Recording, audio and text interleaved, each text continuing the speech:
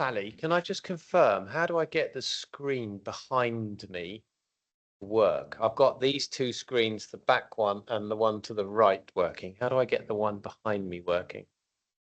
They should come down all together. If they don't, then you might have to reboot. The screens are down. It's just I haven't got the projector. It's Right, working. because It's they displaying should on the. become together. Yeah, it's all together. Okay. Do you want to try to reboot? Okay, I think so.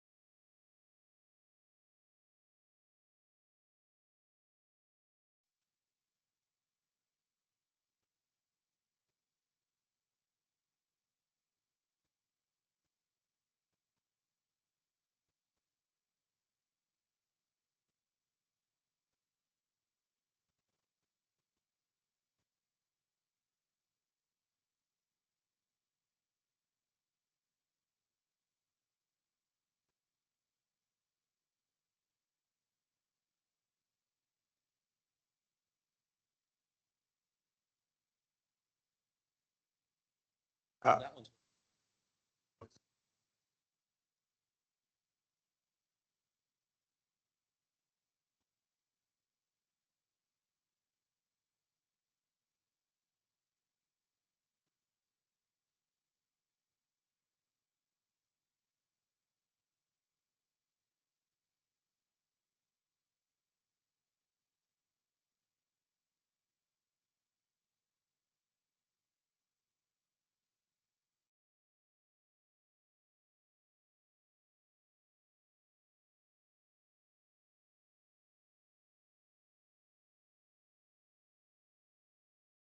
Let's try it.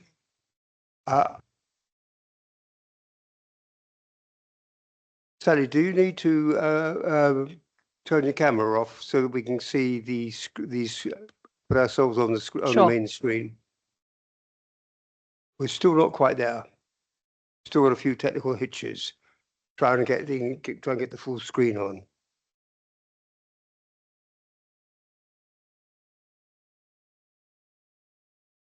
Right. Yeah. Okay then. Right then. As I say, we've had a few technical hitches, but apart from that, good evening, everybody. Welcome to this meeting of the Housing and Planning Scrutiny the Select Committee. I promise to be a very, very interesting meeting, so let's make it so and enjoy it. Well, for the benefit of those watching on our YouTube channel, members of the committee are present in the chamber, and these members will be voting on the proposals this evening. Other members of the council are also in attendance and or participating via MS Teams and can take part in any discussion, ask questions, but cannot vote. Your attention is drawn to agenda item 1, which sets out guidance on how meetings will be conducted, including the ground rules. Before we start the formal business, we will we'll confirm attendance of voting members by doing a roll call. Sally, please. Yes, thank you. And also just to reply to Councillor Bolton, this meeting is being recorded just in case there's a technical issue, then we can upload a copy tomorrow. And When I call your name, please, can you confirm that you are present? Councillor Davies, Present. Councillor King. Present. We have received apologies from Councillor Bell, who's been substituted by Councillor Rose. Present. Thank you. Councillor Bridge, Present. Councillor Doughton. Present. We have received apologies from Councillor Hammond, who's been substituted by Councillor Cannon. Present. Councillor Hickmott, Present. Councillor Hood, Present. Councillor Mehmet, Here. Councillor Oliver, Present. Councillor Palmer, Present. Councillor Roud, Present. Councillor Thornywell. Present. Thank you. Sir. Thank you, Sally. We'll now do the officer introductions. I'll start with Eleanor. Are you here, Eleanor? Good evening, Chair. Good evening, everybody. Eleanor Hoyle, Director of Planning, Housing and Environmental Health. Many thanks. James, please. Good evening, members. James Bailey, Head of Planning. And Kelly, please. Yep. Good evening. I'm Kelly Sharp, Planning Policy Manager. We've had the two apologies for absence, and we've got the two substitutes, which have now been registered. We're moving on to declarations of interest. Anybody wish to declare anything? No. In which case, I'll move on to item 5, the minutes of the last meeting. Are you agreed I can sign those as correct? Thank you.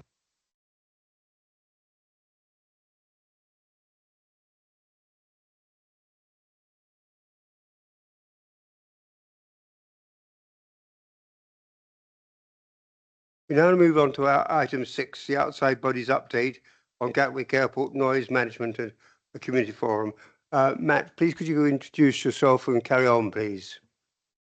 Thank you very much, Chairman. So this is obviously the first report from outside bodies which come to scrutiny select committees, and any member who serves on an outside body will provide either a verbal or a written report going forward. I'm the council's representative on the Gatwick Airport Noise Management Board Community Forum, so that's why I'm sharing with you the work done in the year to date. The reality is there hasn't been a great deal of it for two main reasons. The first is that the airport have been very focused on its expansion plans, which have made the national press quite recently. And the second reason being that they have changed their structure. So to give you the background, this board was set up in 2016 after the independent arrivals review. And in around 2020, we joined this, given that we were conscious at the time, and indeed still going forward, there is an increased impact of aircraft noise affecting communities in the south of the we joined this along with a number of other local authorities just at the start of its second term. This year, or the second term came to an end, and they set up a third term, and they changed the structure of the board. So you now have an oversight board, a community assembly, and various steering groups from there. What that's done is that has expanded the board's remit, and given that we're on the periphery anyway of the aircraft noise issues, the consequence of that has been that the meetings have had less and less to do with the issues that affect or may affect our residents. So what I'll be doing at come annual council is I'll be proposing that we leave the board simply because we are very much on the periphery of its work programme going forward. Thank you, Chair. Many thanks. We now move on to item 7, the works programme. If I just say, if there are any suggestions from the floor, councillors are asked to submit these via email to the chair and scrutiny officer for further consideration. So we move on now to item 8. Kelly, please, if you could introduce the revised MPPF and local plan update, please. Thank you, Chair. So this item provides an update on the MPPF that was published on the 12th of December 2024. And also we provide a short update in terms of local plan work that's been undertaken since December the last. So just to cover the MPPF first, the report summarises the main updates chapter by chapter. Generally, the changes proposed in the July consultation have been taken forward. However, in some instances, additional revisions have been made, taking into account consultation responses and to also assist with clarity. I don't intend to go into detail on these as the paper hopefully summarises the changes clearly. However, there are a couple of points to make that are worth noting. The first one is around housing need, where an additional update to the standard method was made. This provides a housing requirement of 1,096 dwellings per annum required, plus it also confirms that we are to apply a 20% buffer to the local plan requirement. The other point to update is that the new MPPF has taken forward the changes to National Greenbelt policy, which now confirms the grey belt concept. The definition of grey belt is also confirmed within the MPPF, and that's land that does not strongly contribute to greenbelt purposes A, B, and D. The further guidance on greenbelt and grey belt, this was promised to be released by the government in January, but this hasn't yet been published. However, apparently it's due in a few weeks, so we should know a bit more then. National Greenbelt policy now states that the development of homes, commercial uses and other development in the Greenbelt should not be regarded as inappropriate when you consider planning applications where there is a demonstrable unmet need for the development is in a sustainable location, and also where residential development meets the golden rules. And those golden rules, they do apply both to the local plan and also to planning applications. The government have also confirmed that to submit a plan under the current plan making system, that this will need to be submitted to the Planning Inspectorate by the 12th of December 2026. This is covered in a further detail in a separate report under item 9. Whilst a new MPPF has been published, section 7 of the report summarises numerous policy changes that are likely to come forward. I won't go through all of these in detail, but you'll see how many there are. So it's going to be really important as we progress to keep an eye on these when they come forward. The second part of the report provides an update on local plan work. It confirms that work's progressing to procure consultants in relation to the evidence base. We're also progressing engagement with members and officers, and also work around the land availability assessment. Paragraph 8.5 sets out 3 pieces of work that we intend to progress shortly.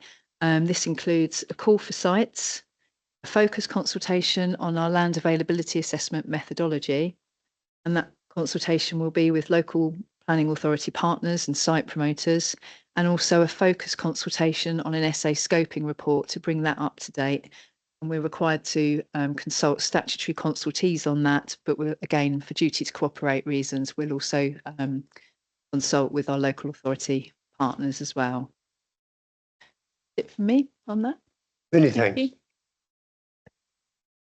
And Wendy, please. Thank you.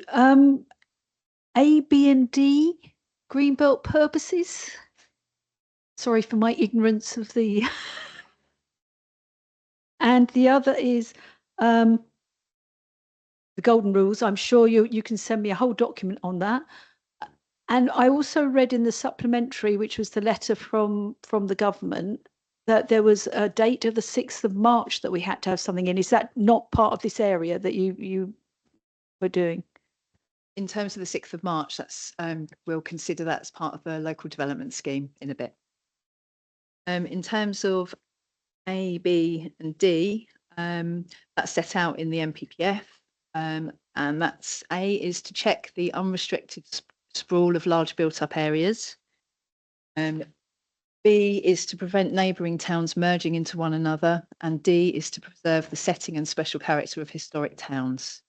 So the areas not covered is to assist in safeguarding the countryside from encroachment, and E to assist in urban regeneration by encouraging the recycling of derelict and other urban land. Just to add to that, I think it was the latter that was previously relied on by the LPA. So the government, by putting the definitions of A, B and D, have effectively cut out one of the standard norms that we used to use on greenbelt grounds. So, and that is the reasons why that, the change in stance and why we had the, Ashita, the barrister, giving a presentation, a training session on greenbelt and grey belt purposes, because that's one substantial change in policy going forward. Also, just on the golden rules, that requires, if development comes forward for residential, that 50% should be affordable. And there are also other aspects in terms of providing for the community in terms of green space and infrastructure. David. Thank you, Mr. Chairman. If you'll excuse me, I just want to canter through one or two things. I thought you've already emphasised it, but I will emphasise it again. The 20% buffer is really important for us because it means that we have to provide more dwellings. And then in passing on page 32, I was interested to see the restriction on hot food takeaways, fast food outlets. Not sure within walking distance that might be a matter for interpretation, but that's certainly, I think, a useful change, as indeed in the paragraph underneath about recognition of formal play spaces to be protected in addition to other spaces. Then more substantially, at the bottom of that page, chapter 9, promoting sustainable transport. This is moving from a predict and provide approach to transport planning, which generally speaking means roads, to a vision-led one. That, of course, if I've got this right, is the approach that's being advocated by East Malling Research in relation to their Bradburn proposals, as I read them. And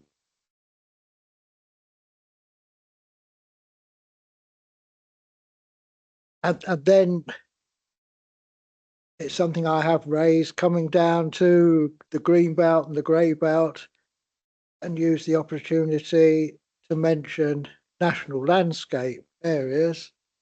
This case I've referred to, certainly in my paper, of the Dedham Vale Society, who challenged a planning inspector's report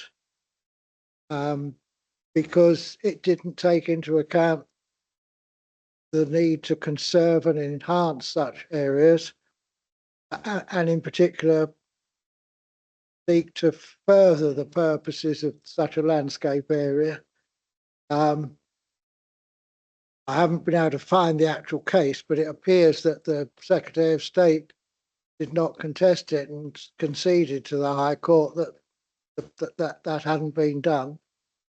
And I assume this will therefore apply to us in deciding planning applications and indeed preparing a local plan in relation to the North Downs and the bit of area currently within our borough of the High Weald. So I think that's important. And 529, hard standings in relation to glass houses, not to be considered as previously developed land. I thought that was interesting. And lastly, chapter 15 on page 35, the government's removed the footnote that applies to agricultural land. And now this general policy remains that poorer quality land should be preferred over higher quality. But am I right in thinking I've got this right? There is no protection for any particular category of farmland in this document, or as a matter of government policy. It's just obscure. And in fact, on top of that, there is no effort either at a county level at the moment in this county or at national level to keep a record what farmland we've got in acres or hectares and what's being permitted for development. And therefore, there is no government policy to deal with the protection of high-grade agricultural land. Am I being unfair or is that right? Thank you. David. I think on many of those points, you're very correct. I agree. Takeaways, schools. I think it's a great point. And the others that you note as well. I think there are some positive changes in the NPPF. In terms of agricultural land, we're kind of stuck with the NPPF as it's written, and as you know, it does say that we need to look at poorer quality areas before we look at higher quality areas, and that's something that we will look to do. We need to meet the NPPF. Agricultural land, from my reading in the NPPF, it's taken in terms of looking at ecological reasons as well as agricultural reasons. So that's something that we will consider in the local plan as we look at it, and we will also be looking to take forward a policy for agricultural land. So while something might not be specific in the NPPF, we hope to take forward a policy which considers agricultural land in the local plan moving forward. Thank you. Paul, please. Thank you, Chairman. I'd just like to comment on this green belt, grey belt land business. Before I start, I'm not an NIMBY. We have had a lot of houses built in Snodden. We had Holborough Lakes, which is probably about 1,000 units. So our community has expanded at least 25% in the last 5 years. The feeling that the site of the proposed cement work site, that land was granted through a public inquiry. Subsequently, the owners of the land decided to not evict, but they didn't continue the lease with the farmer, so therefore the land has become unused. So that probably, in planning terms, would make you lick your lips and think, oh, good, this is grey belt land because nobody's using this. It's not worth anything. Thing was, it was being used for agriculture. It was being farmed. It's only not being farmed because of the permission for the cement works. Once the cement works was finished, which was never built, it was meant to return to green belt. So I feel this is just an opportunist method of deciding, well, we'll just put some more houses in here, but this will not only apply to us, this is going to apply to other areas. Anywhere where the landowners decide we'll evict the farmers and we make the land unused, that'll become grey belt land and then we can build on it. So the opportunities must be vast. I personally do not support that idea. I think there's got to be some sort of semblance in planning where the planners look at what the size of the developments that have taken place have on the local community and the infrastructure. It just can't be just a free-for-all. So I've made my point. You know how I feel about that. Paul. Yeah, please. We know the case slightly different on that case, that they implemented the planning permission for the cement works by the roundabout, enlarging of the roundabout and the access. So it's a slight different context in terms of that site. Whilst the cement works didn't go ahead, they implemented the permission. So it is previously developed land by any connotation because it's got an extant planning permission on the site. But needless to say, I'll take your point in terms of grey belt. But it's not just anything in terms of grey belt. We do still, as Kelly rightly says, we do still have a sequential test, so that we have to go forward in preference of PDL sort of going first. Then we look at sort of non-grey belt land. Sort of, PDL is something that we should be looking at in any event of developing that. Then obviously we look at sites outside of Greenbelt in terms of more preferable sites. If we're looking at Greenbelt, then Greybelt comes into the next preference. Doesn't mean you can't develop Greenbelt, but obviously you have to go down this sequential approach, and they've all got to be sustainable. So it doesn't just mean automatically that you jump past the first bar and you get an automatic kind of an allocation, put it that way, going forward. There is quite a sequential assessment that you have to go through and steps that we have to show. But I kind of know on that side, it's got a slightly different track history in terms of going forward. Mark, please. Thank you very much, Chairman. Looking at this when we look at the housing need targets, we were told by the previous government that they were going to reduce the target. That didn't materialise. New government's come in, and they've put target up to an unrealistic level, which we're expected to achieve. And they're making it much harder for us now because they've declared war on bats and newts. That's their latest thing. Obviously, we've got to produce 1,096 units per year, and we've got this 20% buffer zone, which is pretty ludicrous. At 5.8, they're saying basically they want to make it easier to build, but making it easier to build these houses, it isn't going to make the housing any more affordable. It isn't going to solve the housing crisis, because we don't have the levers in terms of things like land banking to actually wrestle the land out of the hands of the developers, and the developers are going to be sitting pretty on their allocations on their these plots, because they know that the government's now made it much easier for them to build on bits of the countryside all over the country. So the whole of the countryside is basically going to. It looks like it's going to be threatened. There are very good reasons that some councils cannot deliver the amount of houses that we're expected to deliver in terms of the 5-year housing supply. We've got all kinds of limitations and constraints here. We've got national landscapes. We've got the green belt, and of course we've also got a problem where we know that developers aren't going to build the houses unless they can be sure that the houses are going to sell. And this is a massive problem that we're seeing across Kent, where developers simply can't shift these properties. So that 20% buffer is simply punishing councils like ourselves who have got huge problems with all of the subjects which I've tried to cover.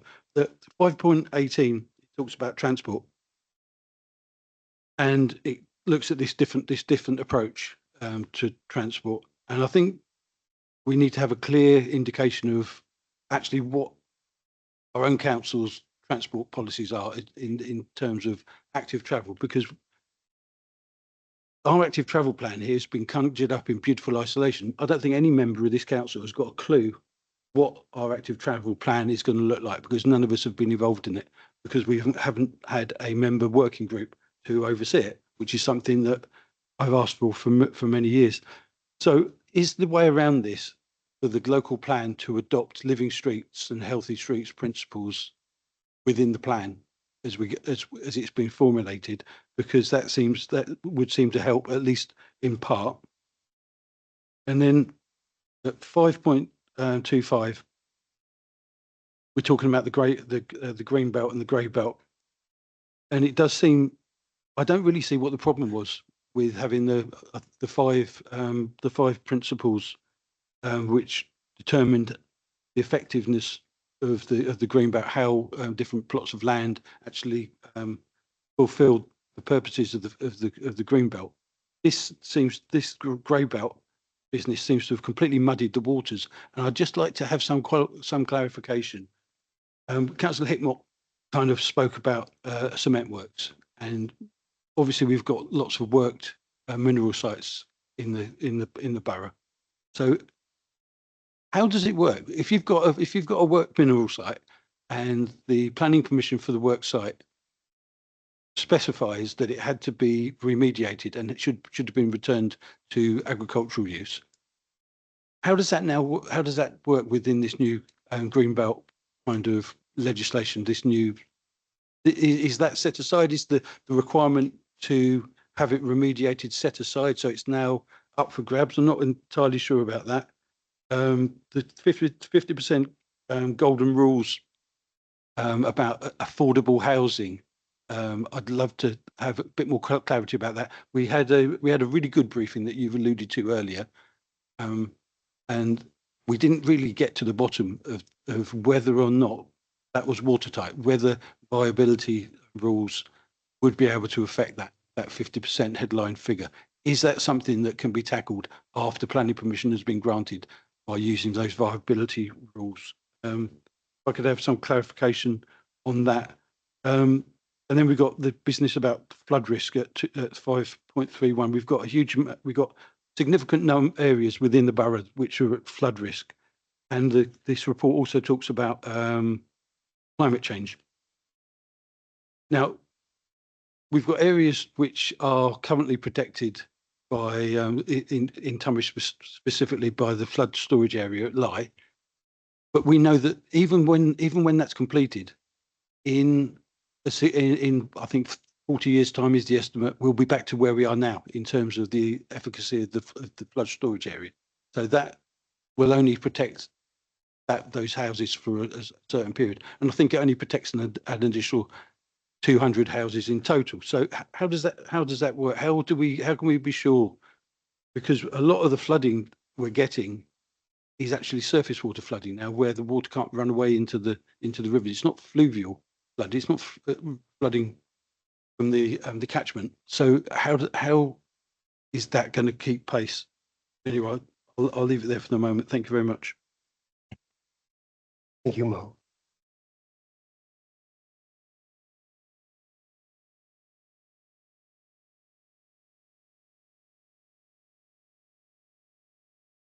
So I think you spoke in terms of vision-led planning, in terms of structure and highways. That's something that we're going to be working quite closely with Kent County Council, and we'll be looking into, putting modelling, for example, up front as part of the local plan process. We'll have to undertake that work to understand what capacity exists, what's required in terms of infrastructure, and that will be set out as we progress as an iterative process as part of our delivery plan, of which we will publish an interim IDP when we go out to Reg 18 consultation this year. So hopefully, we will work with Kent County Council, consultants, and all of that will hopefully feed into that stage, which will then be progressed further, obviously, as we move towards the Reg 19 part of the plan. I think it's a positive move, step forward in terms of vision-led planning, because predict and provide obviously doesn't work cumulatively. So it's really good to be able to take account of any cumulative effects, not necessarily just within Tunbridge and Malling, but wider as well. Yeah, in terms of the government have done a kind of a step change approach with regard to flooding. I think that was a result of concerns from the development industry, wasn't it? In terms of where they changed in terms of the requirements, that's filtered through into the DM pro proposals where FRAs now have to be submitted for schemes in floods 2 and 3. There are some exclusions to that on that basis. But I think it was a reaction in terms of the previous and the application of the sequential and the exception test that had to be applied. So the government has introduced some clarity, because previously there wasn't the clarity around the exception about the sequential and the exception test in terms of how you applied that. So the NPPF has sought to address that and deal with the concerns that was raised by the development industry in terms of who was included and who wasn't in terms of sequential testing and in terms of local plan making. So there is greater clarity now in terms of NPPF requirements of who's required to carry out the sequential exception test and when you have to carry out those requirements. Regarding the other issue about the viability assessment, I know the barrister didn't answer the question directly, and I know Edem particularly came back at that point to say actually there was a sort of something in the MPPG in terms of which clearly said that you know, if you're going through the golden rules at 50%, then they shouldn't be tested through viability because that's what you're seeking to achieve on 50%. You know, we are waiting for the MPPG to be updated in due course. I'm just trying to go through it now, just to pick up in terms of where and what it actually says, because I don't want to give any misinformation to members at this time. So what I might do is just let the conversations continue in the room while I just double check the MPPG, just to double check my facts before we go any further and responding on that. So that's okay. So question, give me a bit of time and I'll come back to you. But happy for the debate to continue. We'll listen and carry on feeding back. Can you take over? Were there any points left to? That cloudy issue of grey belt and work mineral sites. Yeah, I think, well, you know, I think it's considered as previously developed land. So, you know, it's quite clear in the MPPF how previously developed land is considered, and that's to go to developed land first. You know, in terms of grey belt, you know, there is that kind of sequential approach. So you look at brownfield first, then look at grey belt, then look at other locations sustainable. And that's if you haven't got a 5-year housing land supply. But there's also something else built in, and that's also we need to speak to our local authority partners around us as to whether they can meet any of our unmet need. And we need to test that before we then go into the green belt. Thank you. Dennis, please. Thank you, Chair. I just want to cover a couple of points and try and make sure we're all on the same page in terms of where we are now. We got a 30% hike in our housing numbers. It recently went under review and the number went up again by about 50 to 70 houses, plus 20%. If I understand it right, Kelly, that's roughly 25,500 houses between now and 2042. So basically, I mean, I know it's roughly that, if you can correct that later. We previously were on roughly 4.4 years of 5-year land supply. We're now down about 2.8, I think. I guess the question that rises from that, if you ever magically ever got up to 5 years, does the 20% come off?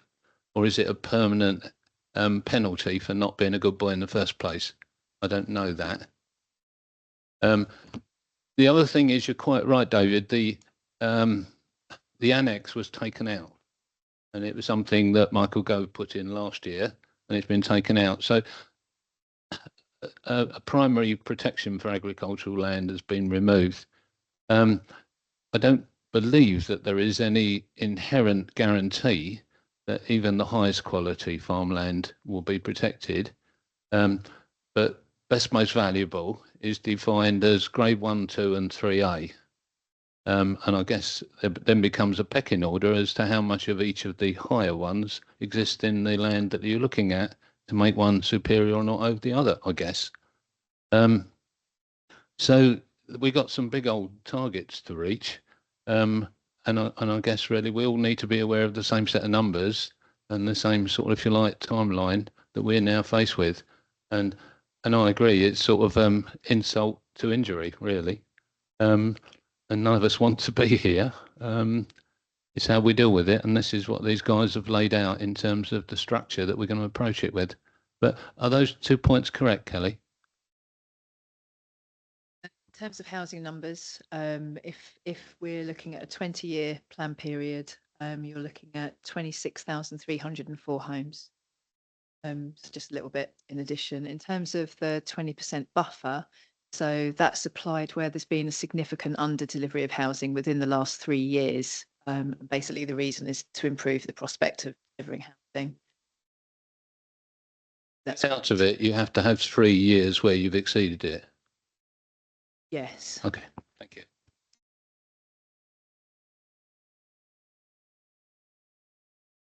Back on the point of viability, yeah, there is a new paragraph 29, that's been added to the PP in terms of viability, and this broadly states that on schemes subject to the golden rules introduced into the MPPF 2020 viability, site-specific viability assessments should not be undertaken or taken into account for the purposes of reducing developer contributing affordable housing. So that's the government advice note G. As I said, we wait to see what happens for that in practice as we go forward, but that's what the government has set out in their updated paragraph. Provide an update on that.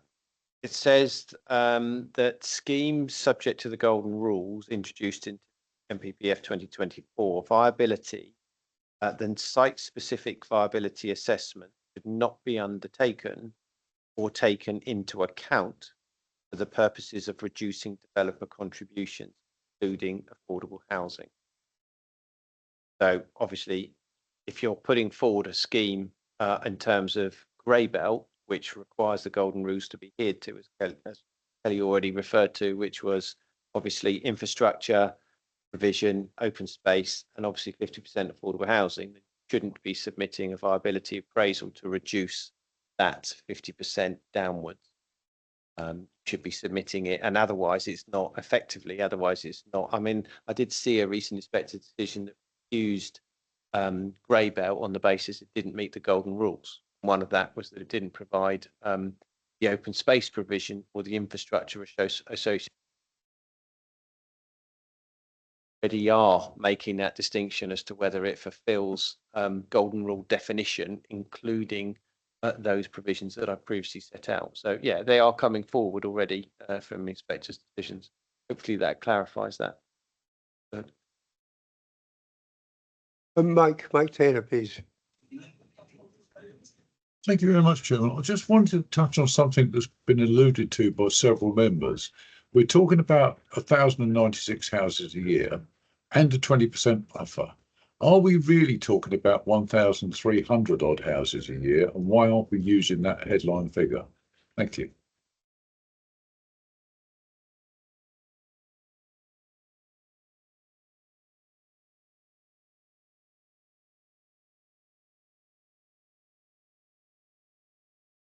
Yeah, so if you're looking at a 20-year plan period, the 1,096 comes to 21,920 homes. With a 20% buffer, that's an additional 4,384 homes, which then totals to 26,304. So it is 1,300 a year. Around about that, yes, Mike. Thank you. Thank you. Lee, please. Hello, Lee. Thank you for letting me speak, not a member of this group. I just wondered, given the general tone of the new NPPF, and with quotes in there like largely reverse the amendment to the which relaxed housing land supply requirements, are we still content that we can rely on private house building to supply all our needs?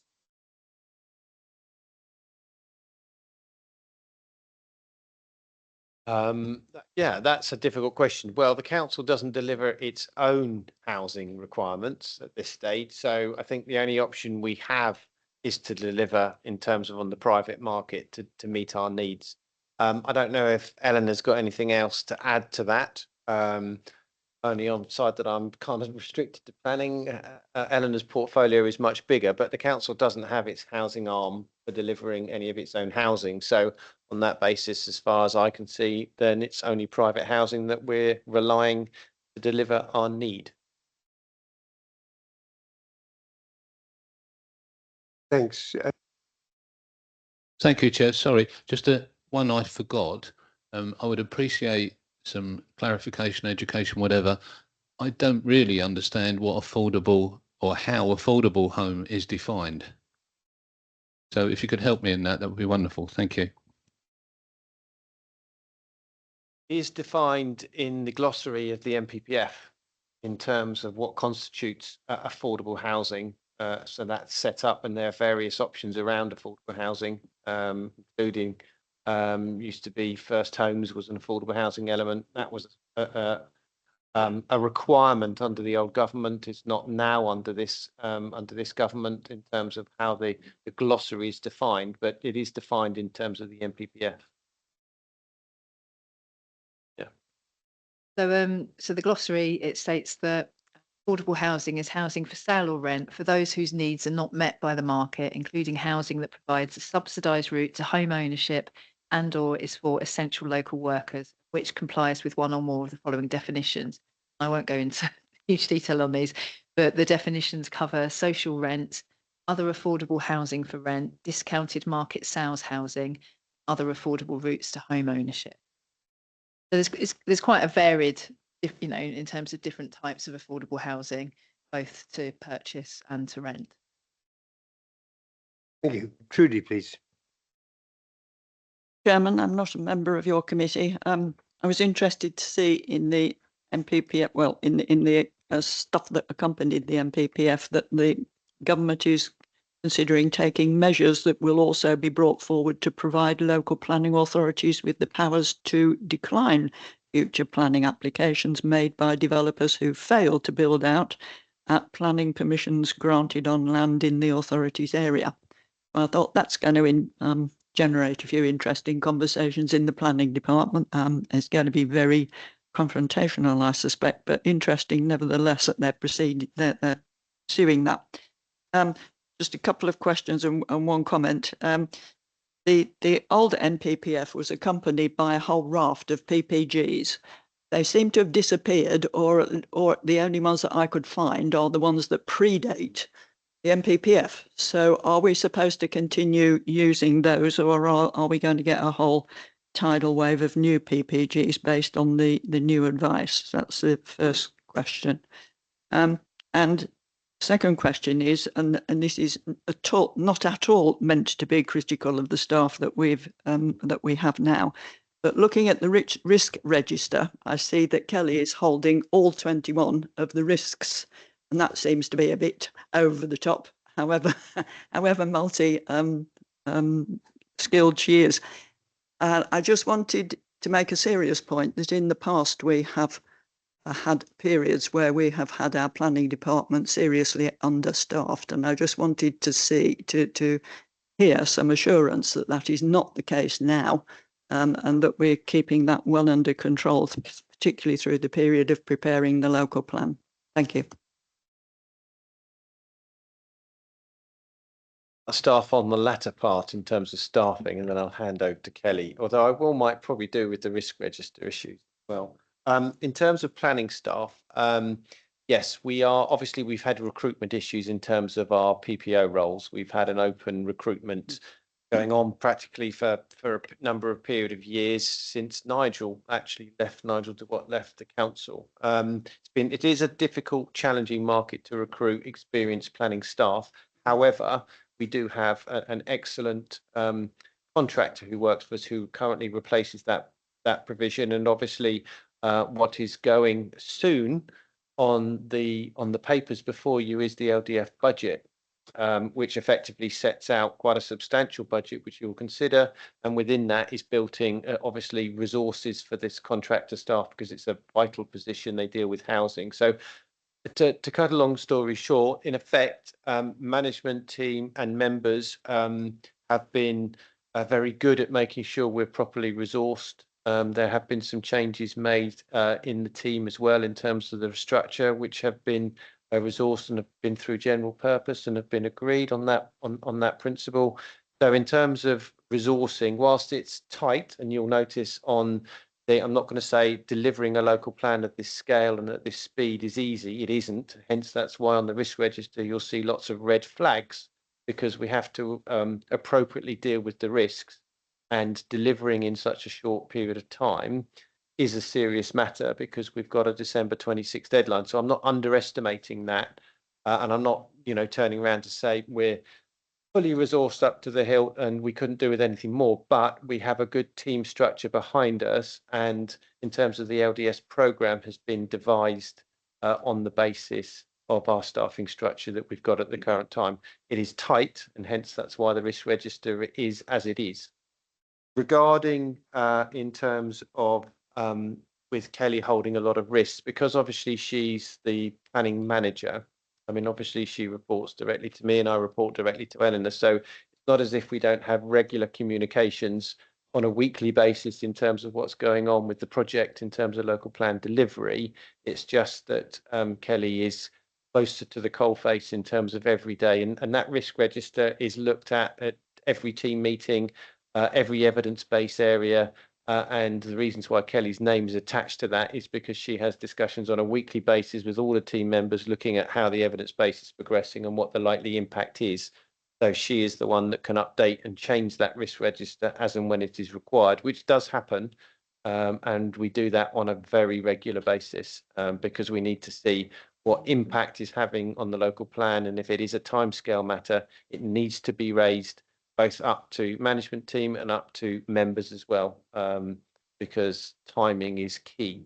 And evidence base, as you said, they all rely on each other. They cascade into each other.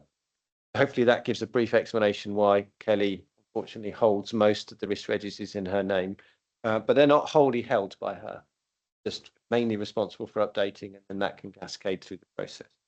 So I'll hand you back to Kelly for the remaining part. I think the remaining part was around the practice guide. So, from my reading, I went through the MPF responses from the government, and you'll probably see section 7 of the report. There's a whole list of elements that are still to come to support the MPPF, but also to provide. So, for certain EPGs being updated, it's still to come. We'll wait.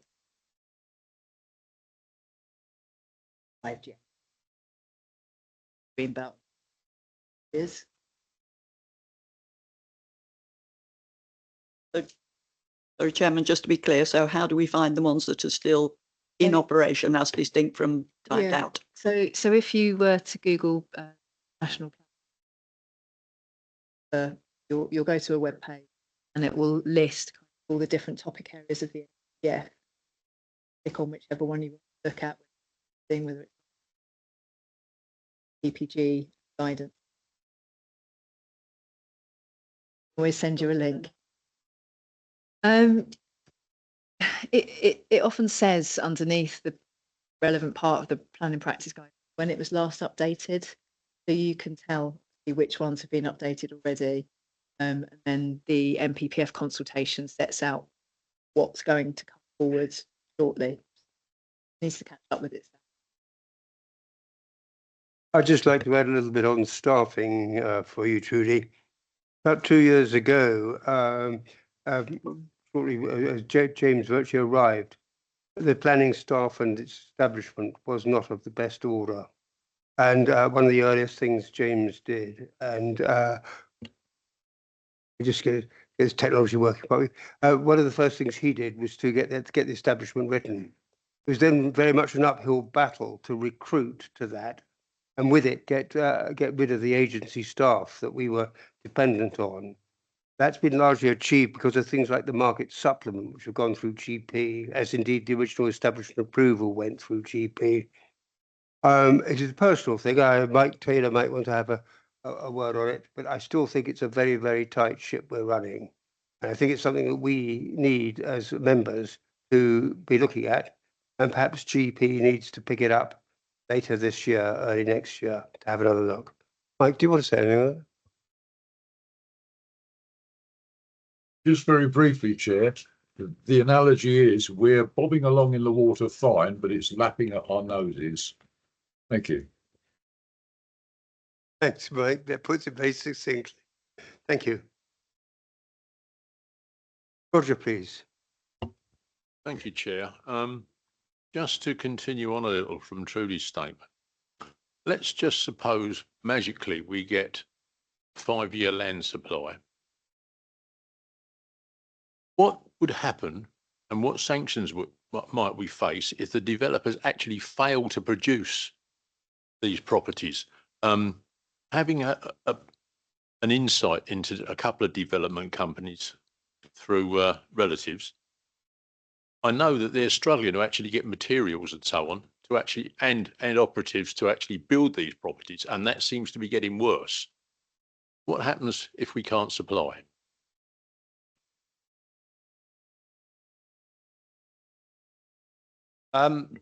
Yeah, I mean, we can't force a developer in building. They're only going to build what they can sell at a profit. A lot of them are PLCs, the larger housing companies are PLCs. So they're only going to be driven where there's a profit to be made in the market. And unfortunately, we get hit in terms of from a council in terms of the housing delivery test, because we're assessed on delivery over a 3-year accounting period. And hence that's why we've got this 20% buffer that's applied in terms of under delivery, and they regard it as underperformance in terms of how the government regard us as being in terms of past delivery. So it is unfortunate. That's why we have to look at whatever levers we can pull in order to ensure housing is delivered. And parts of the APC committees contribute to that and seeing the wider picture in terms of delivery. And I know it's not an easy decision to take when you're at planning committee with lots of disgruntled neighbours, but that's the part of the strategic vision that the council has to look at in terms of housing delivery, its 5-year supply, what it needs to deliver over that planned period, because you cannot force a developer to build. You can create the conditions for facilitating, encouraging release of land, but you can't force them to build. And there are options when viability assessments are going to come into it, either post decision where developers say market conditions have changed and you've got to react to that. I mean, you could sit back on your laurels and say, well, the law doesn't require me to renegotiate on my section 106, but that doesn't help facilitate development. Because under the current guise of 106, you don't have to renegotiate a 106 within 5 years of signing a section 106 agreement. But the local council is here to help facilitate, get things moving. What can it do to help development moving forward? And if you've got a viability appraisal that says actually build costs have gone up, all other costs have gone up, we can't deliver, and that's verified. Let's not forget, we don't just roll over. We go and get it verified by an independent consultant, viability consultant, to check that the figures they're giving us are correct.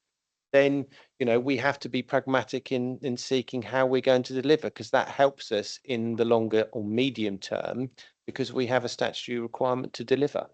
So it's not an easy thing to do, and there's no one model that fits all. We have to be there to help facilitate and create the environment and the conditions that enable the house builders to come forward. And that's the simple answer. Oh, please. Yeah, thank you very much, Chairman. Just going back to the point that was made earlier by Councillor Hathwell about affordable housing, and we didn't really get an answer to Councillor King's question about what constitutes affordable housing. I thought it was a percentage of the market value was what defined affordable housing within, and I think that varies between different councils, but it's absolutely key that we are more involved in this kind of thing as a council in actually delivering the housing, because we can see what happens elsewhere when there is a housing company or set up by the council. The delivery of affordable housing skyrockets. So if we look at our close neighbours, Maidstone, they managed to deliver 1,140 affordable housing units per year, and they've done that in the period between 2011 and now. So that's by contrast, we deliver 202 a year. So we're not by no means the worst. There's worse councils in Kent than us, but it just shows you that there's a difference in appetite for getting your hands dirty with this kind of stuff. And yeah, it comes with risk, but that is a way that you can really eat into that deficit, because Maidstone Borough Council have got 5.1 5-year housing supply, so they're above it, so they're not going to be impacted by that 20% buffer in the same way that we are. So we've got a housing policy which has got a line in there about the council setting up its own arm's length housing company. There's no point having lines on a sheet of paper if we don't actually bring these things into life, and we haven't done that. And I think it's a real shame that there's been so much reticence within this chamber historically, when we could do so much more.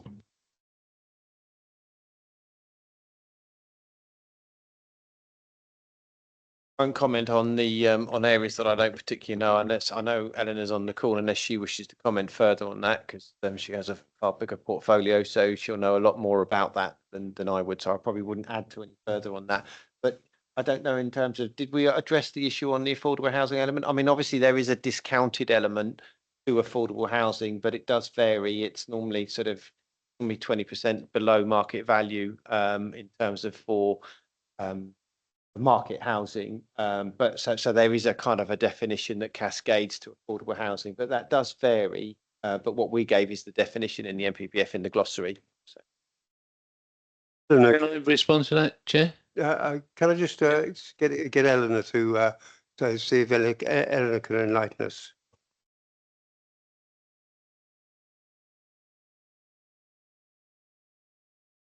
Mute. Dennis. Thank you. Yes, you did give me some words. I mean, I understand what 20% below market value is. I'm not sure who actually determines that. I assume some independent individual. Who bears that 20%? Presumably there's a cross subsidy in some regard. So who bears that? And I'm not sure about that. If it's for social housing, then, for example, we've got one major social housing association, and they would need to be capable of taking up whatever is provided through the quota of the building that goes on here. I tried to discuss that with someone I know that has been involved in it in another area. And the way they described it to me is that they required developers, to build the social housing first, and at cost. So it means there's a huge degree of subsidy put into it by the developer, and that's what actually they will get. And then they're not getting into the profitable area until after the social housing is delivered.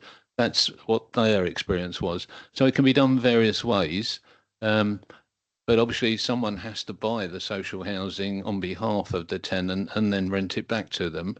And we have to have a capacity to do that via whatever housing association we're working with, in this case Clarion, and someone will have to knock the 20% off, and that money has to come from somewhere, or it's subsidised through the other property. That's the bit I don't really understand how it would work in practice. Thank you. It's a complex process, and but in essence, the developer bears that cost in terms of on affordable housing. But what they seek to do, and this is why affordable housing gets hit in terms of viability appraisal, is because when you're going to an RSL is going to put a bid. So let's say there's a policy requirement. So government have set the policy requirement that affordable housing is a requirement over 10 units, or here 5 units in the countryside. There's a requirement that we will set an affordable housing policy requirement. Now, that's an accepted cost. That's why local plan viability assessments are key, because you have to go through a local plan viability assessment. Say if you set a percentage of 50% affordable housing, you've got to see whether it's viable to deliver sites with that element. So that's why, in terms of local plan viability testing, we have to look at all the want list to put in. It's just like carbon reduction, affordable housing, anything else you want, add-ons are all add-ons, and they impact on obviously land value and viability. So that's why local plan viability has to be tested to check it's actually affordable and deliverable. But inevitably, the developer bears the cost, and that's what they get. They get an RSL doing a preferred bid, and they will bid to that developer for the cost of, say, if they have to provide 15 affordable housing units, they will look at the cost of that, and RSLs will put a bid in. So, it's not just an automatic guarantee and RSL will get it. They have to bid for that site and what they're prepared to pay for that site. So the hit does sit with the developer, which is why developers don't like the affordable housing requirement elements of it. And they are always the ones that are hit on viability assessment, because they're having to front that. The rest of it, in terms of infrastructure, a slightly different element. Those are essentially required to mitigate the impacts of the development. And is why they're normally delivered as part of a Section 106, whereas affordable housing is one bit that kind of hits on the land value that they feel that they can negotiate on. Not in all circumstances, but in the majority of cases, you'll see a viability assessment saying I can pay for the infrastructure elements, the schools, the GPs, the everything else, but what gets hit is the affordable housing. One thing that they feel that they target. Paul, please. I'll be brief, Chairman. I'm thinking about this. We've got a target to provide enough housing. If the developers either don't want, or the market turns down, and we've provided the land anyway, it looks like we're still going to get walloped with a 20% buffer, which is that's the politics of that's mad. That really needs to look at. If the council has fulfilled its obligation to provide enough land to build the units, and for some reason beyond the council's control they're not provided, we shouldn't be penalised in that way. Just the government policy. They want to accelerate housing delivery and growth. They're looking at 1.5 million houses in their period, in their election period, and you know that's how they're looking at seemingly councils who have a history of undelivery have that additional requirement to provide that additional housing. They know that they can't control developers, which is it's one of the things that Trudy raised about penalising, but then the previous government looked at that, but then backed away from it because it's a very difficult matter to enforce. You know, especially in the DM when you're faced with an application and you have to go to a public inquiry on a local authority that hasn't got 5 years supply and needing housing delivery, you're going to refuse something based on past delivery and past performance. Well, you know, there may have been very good reasons why they didn't deliver or why they didn't produce or why they didn't actually deliver those houses, and you're going to refuse an application on their past delivery when actually you need to deliver houses. So it's not an easy conundrum to work around, and that's why the previous Conservative government didn't take that forward as part of their proposals. I suppose due to a lot of lobbying, but due to the other difficulties of what it engenders, it's very difficult to start to refuse a permission when you actually need the housing to be delivered. It's quite a difficult and complex area. Thank you, James. Any more questions? Mark? I think just keep it as short as you can. I think when we're talking about the agricultural land aspect of it, I think that's the fact that we've got a government and we've got a nation that's very conscious of food security, and that seems to be completely at the bottom of the list of our priorities. But I just wanted to go back to what James just said. I think he's hit the nail right on the head. The reason that the previous government didn't sort it out was because of the lobbying, because of the people who actually pay for their party. And I think that's probably going to be the case with the current administration too. That's exactly what's going on. Gary?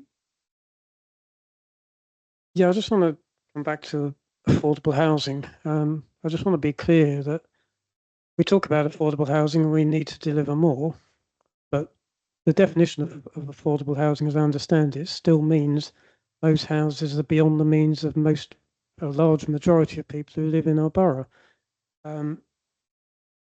It's generally accepted that an affordable house is 3.5, 4 times a salary. If the average salary in this borough is, I think it's around 35,000, you're talking about a house price of about 120,000 roughly.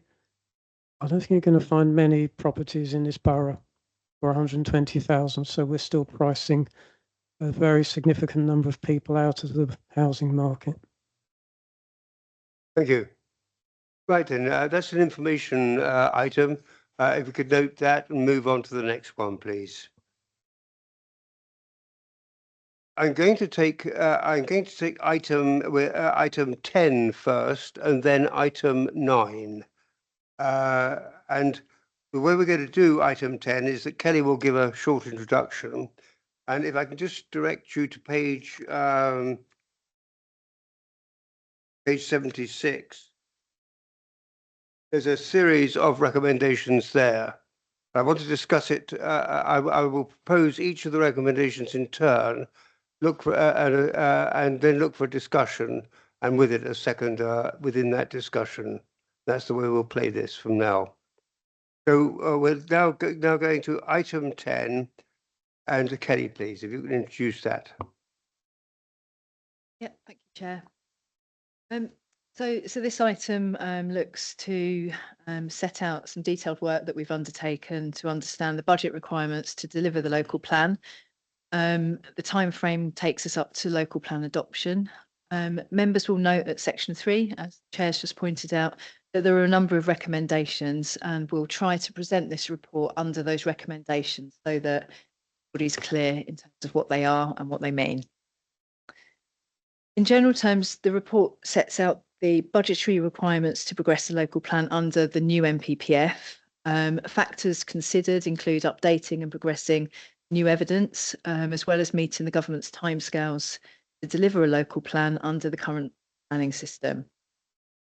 At paragraph 6.1, we set out that the costs estimated are both best and reasonable estimates. However, given the nature of plan making, we have built in a 5% contingency to account for slight variation. So basically, when we procure consultants, we can't be certain at that point in time how much a piece of work is going to cost. So we have to use our best guess experience to consider that. Table 2 provides the estimated costs, with the majority of costs associated with gathering evidence, as well as the local plan examination. Barristers for the examination are quite costly, as well as kind of bringing in expertise from consultants as well as the plan making process itself and costs associated with planning inspectorate. Section 7 of the report explains the costs for the evidence base, and Section 8, which is also associated with Annex 1, which is a letter sent to the Secretary of State, and also a response which was added from the Secretary of State, sets out some of the potential funding towards undertaking greenbelt reviews that Tunbridge and Malling has applied for. But just to be clear that this isn't currently included in the budget, as this funding isn't yet confirmed. Section 9 of the report explains other local plan costs, such as software requirements and also the statutory consultation requirements. And whilst permanent staffing costs are considered under a separate council budget, Section 10 of the report provides information in relation to current temporary staff requirements, which we've done already this evening. Section 13 of the report at Table 4 sets out that the forecast spend to progress a local plan to adoption is in the region of £2.1 million.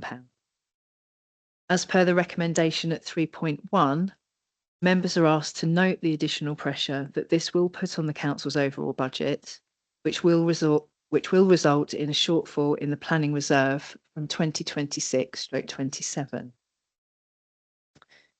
As part of understanding costs, we've considered whether all evidence identified in the work programme is necessary and in line with the NPPF requirements.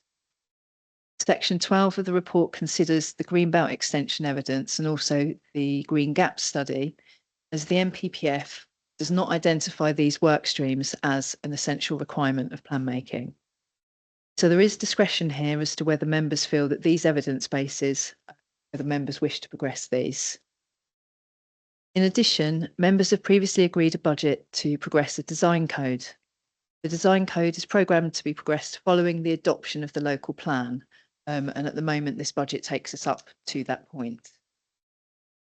Recommendation 3.2 seeks confirmation whether members wish to progress the Greenbelt extension at West Malling and also the Green Gap study.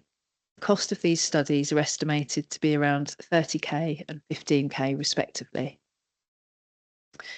The recommendation at 3.3 seeks confirmation from members whether to progress a budget requirement of 260,000 in this current budget plan proposal for the design code. But please note that this relates to this budget proposal and that it would not hinder taking forward a design code at a later date if relevant. Recommendations 3.4 to 3.6 relate to approving the different budget options that we set out in the paper. Recommendation 3.4 relates to the budget as set out in Table 3, which does not include the Greenbelt extension at West Malling study or a Green Gap study or the design code. This would result in reducing the budget by around 305,000. The total amount of additional contribution that would be required into the local plan reserve to deliver the local plan would be around £589,000.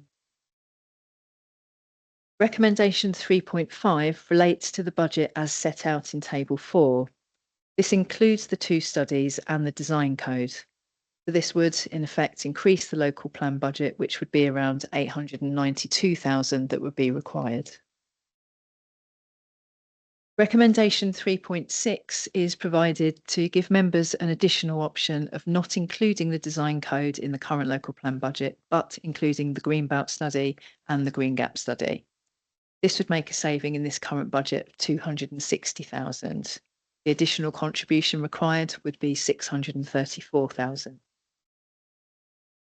The recommendation at 3.7 asks members to note that further financial provision to progress a borough-wide design code, which can include considering parking standards, will be considered alongside competing budget demands as part of the future budget setting process. So that covers those recommendations. Section 14 of the report, and I know we've touched briefly in terms of local plan risk register.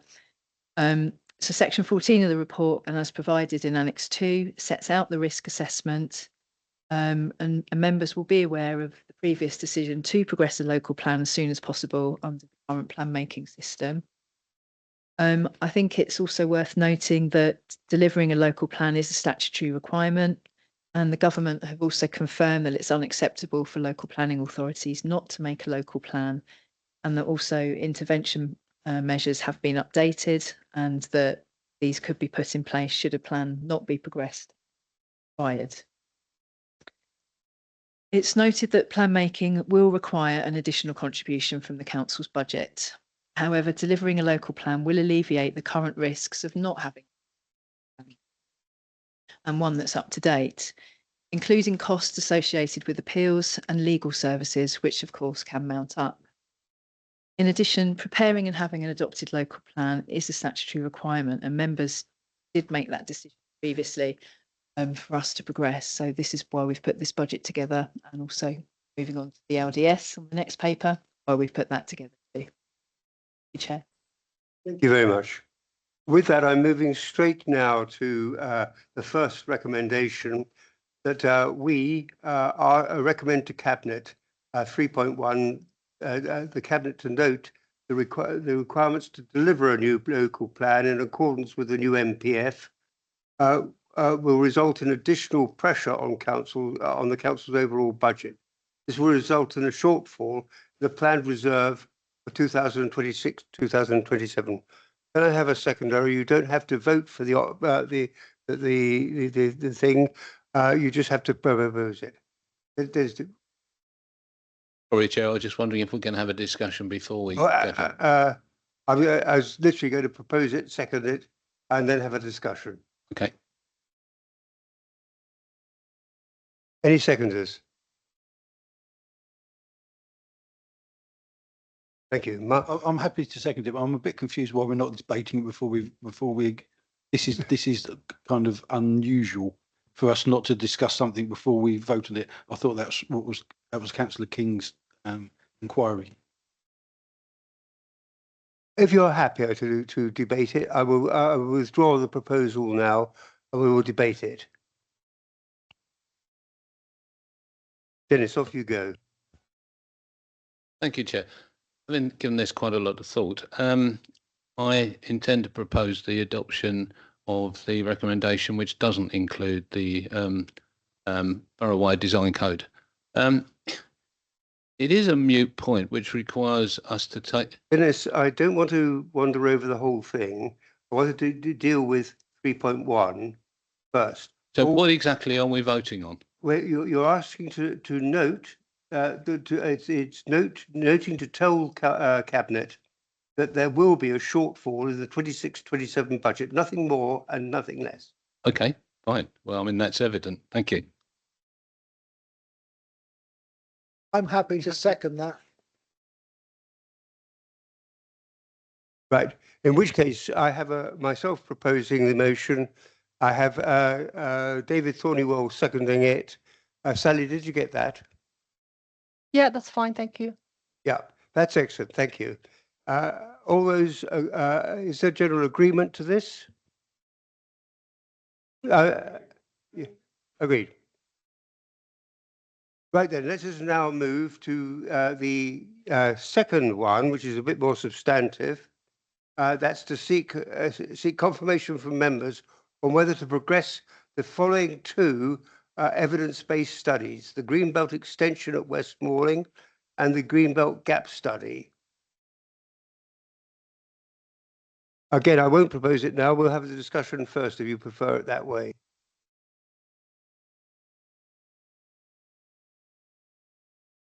I think it's fair we ought to discuss this. So I think you've all had an email from Broadwater Action Group, and I did copy it to the officers so they knew.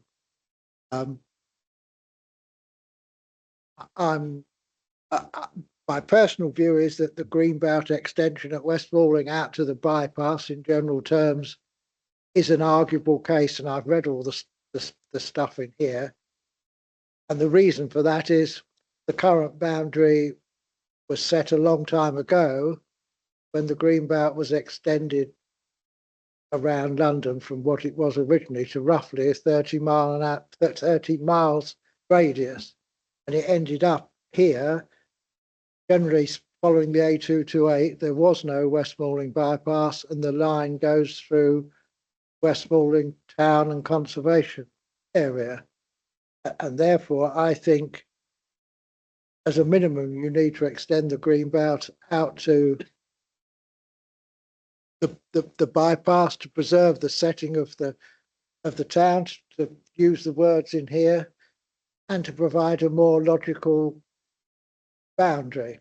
I have read the chapter on the Greenbelt. Some of it I find extremely difficult to understand where it's coming from. But and to my mind, we're not proposing a new Greenbelt, but an extended Greenbelt.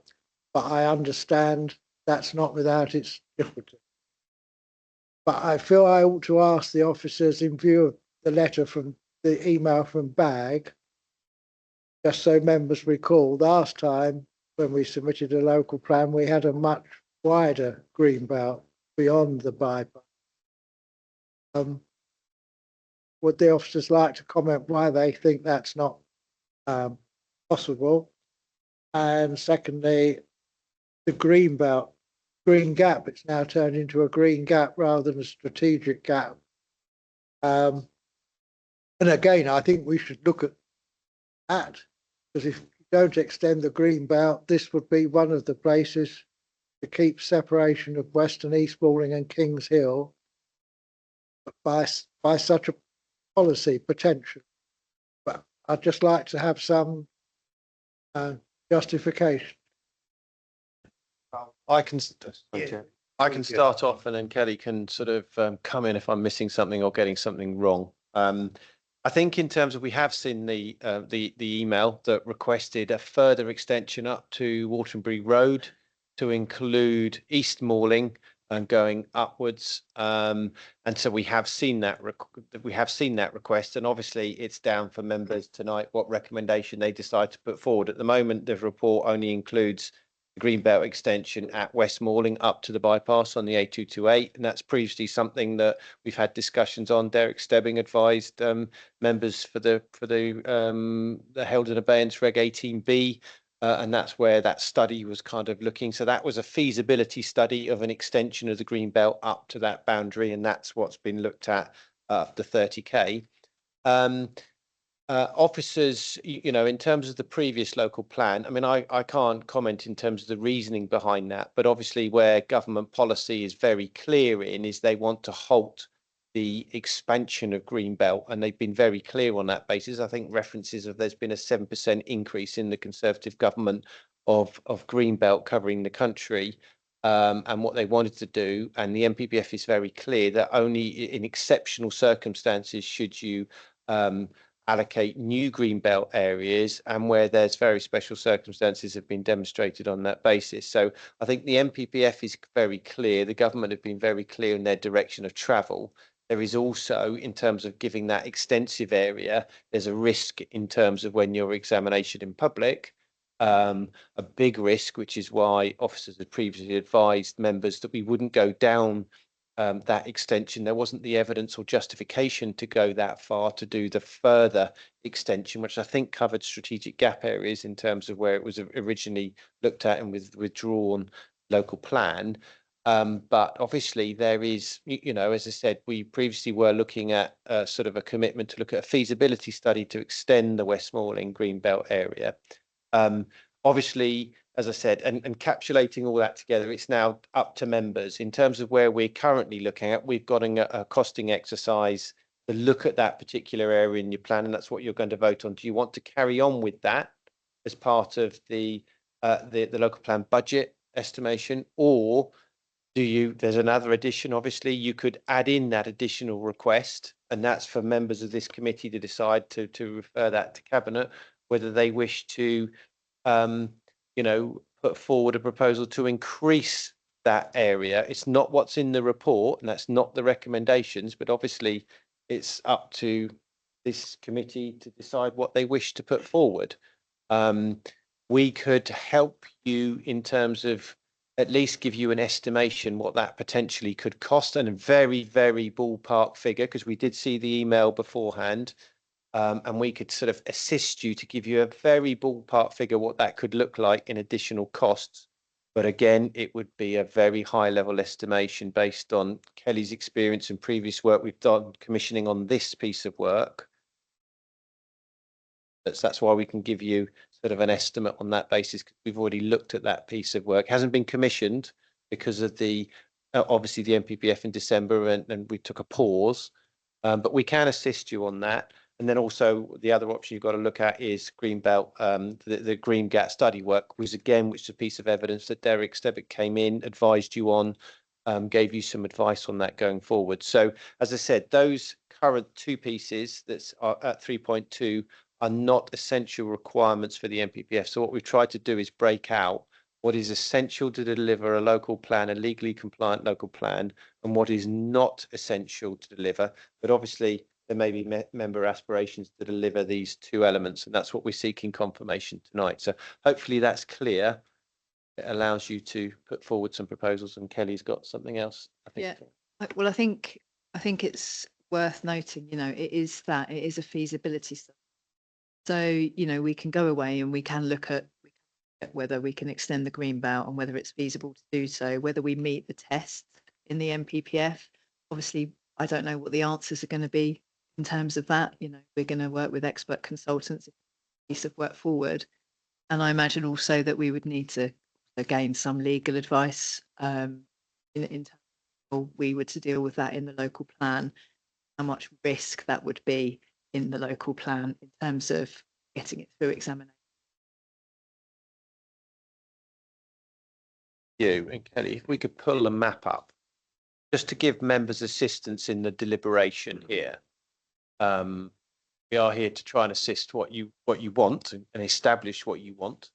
So Kelly's just going to bring a map of the potential area, and what we've done is, as I said, we've done a very, very rough estimation of what we feel based on previous costing exercise that would cost between 50 to 70,000 pounds.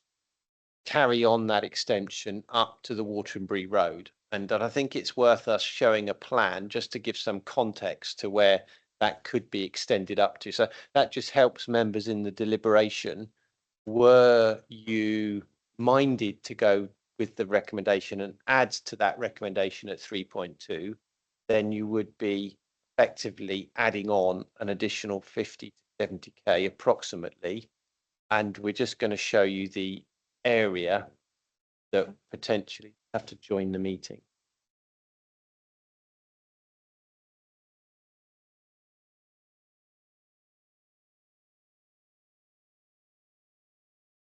So bear with us 1 minute, and that will sort of give us some assistance. So if we can zoom in So you can obviously see in terms of Westmoreland where the bypass is. So currently that 30k estimate looks at sort of the feasibility work of extending that green belt into that area where that green A228 line is.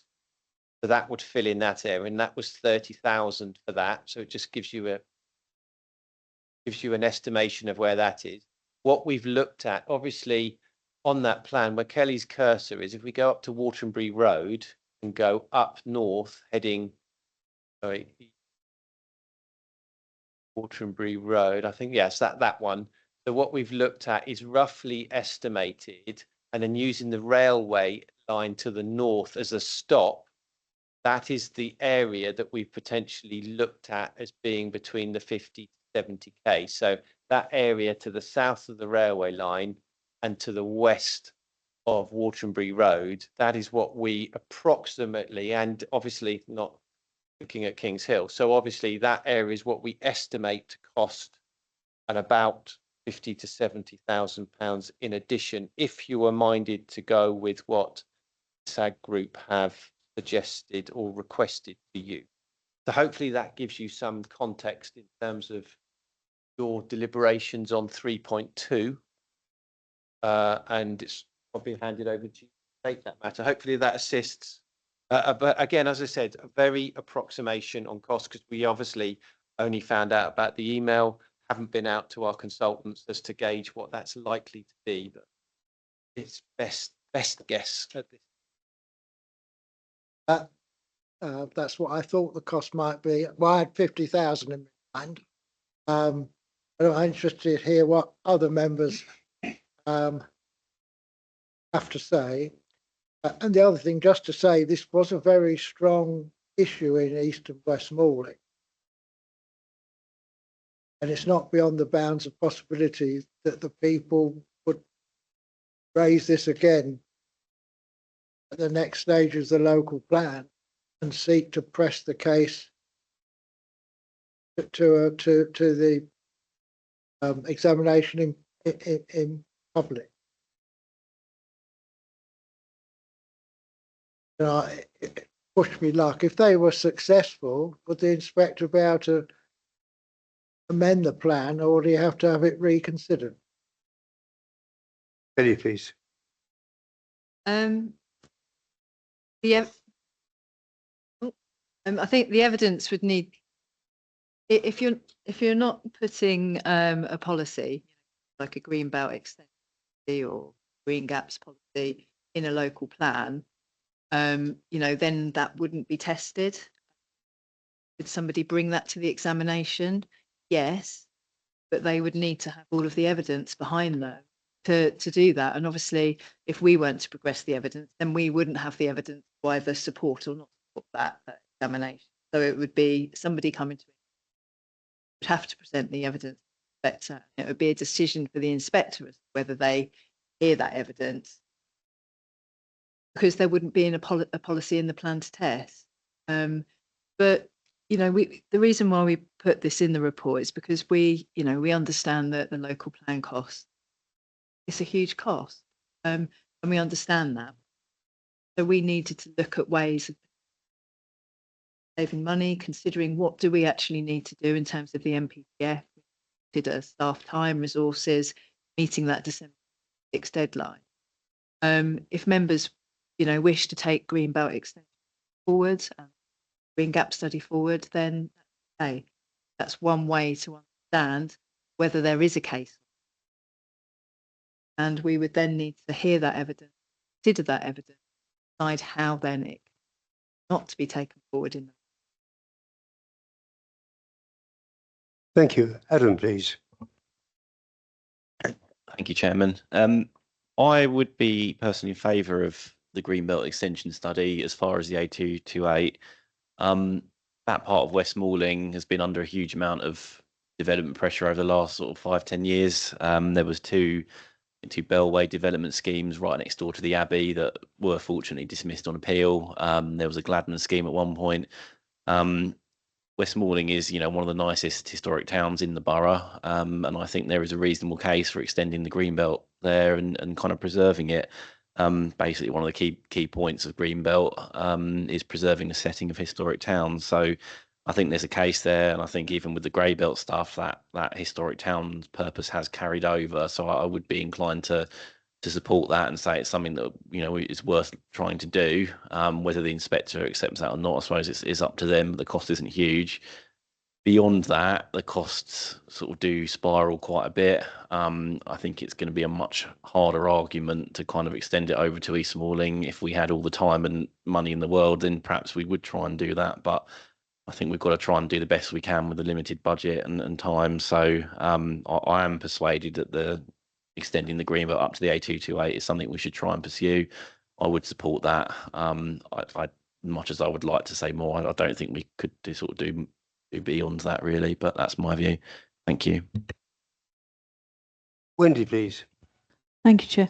I'm with Councillor Mehmet that I think continuing the studies would be useful, because even if we do get to inspection and the BAG group come forward with theirs, we do have the evidence in the back of our pocket to either go either way.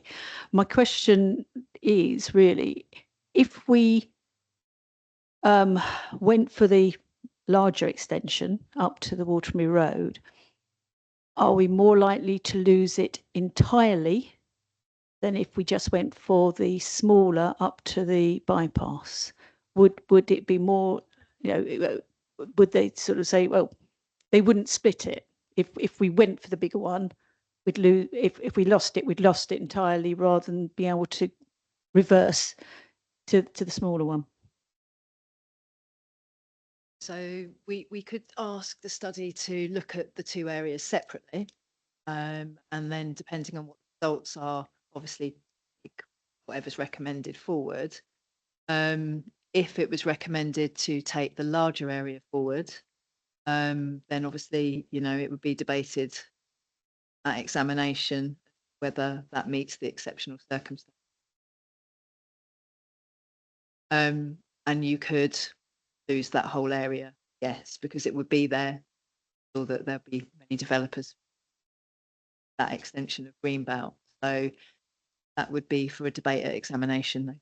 And also, as part of Regulation 18 consultation, Regulation 19 consultation, sure that it will track responses that we will have to consider, and decide how we take that plan forward at Reg 19 stage, which will ultimately be that plan.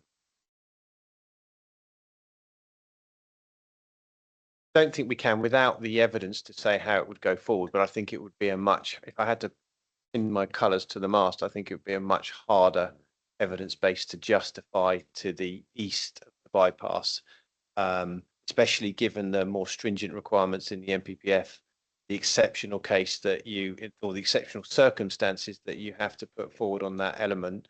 But I think it would be, and I would agree with Councillor Moore, I think it would be a much harder element, especially where the government have signalled the fact that they really want to halt Greenbelt extension, and especially what they're looking at in terms of grey belt and the introduction of that, where they're going. So I think the general tract of policy is going away from that area. But as I said, until you've got we wouldn't know until the evidence base justifies it. So, and that's why it's before members. It's there to debate and members to decide whether they wish to put or divert £50,000 to £70,000 potentially into that additional study, and that's what we're seeking to. Mike Taylor, please. Thank you very much, Chairman. I'm not a member of your committee, and I don't have a vote on it, but I think the idea, Kelly's idea of actually putting the Greenbelt study into two parts, the West Malling side and the East Malling side, is a good idea. And I would have voted for both the Greenbelt and the Green Gap. The point for members to remember is we're spending £2 million or more on a local plan that is mostly for the benefit of the government and the development industry. This money that you're talking about tonight is for local people's benefit. And I think that's an important point to remember. Thank you. Many thanks. Any more speakers? Roger. Thank you, Chair. Going back to the previous agenda item, there was a I recall there was a part in the MPPF that says we need to prevent developments coalescing to separate towns joining together. If we don't go for this extra bit of green belt on the East Malling side of the A228, Kings Hill will inevitably envelop East Malling village. There is a I can't remember the exact term, but the developer of what is supposedly Kings Hill north of the existing area holds an option on land all the way down to Wells Street, which is within 100 metres of the village of East Malling.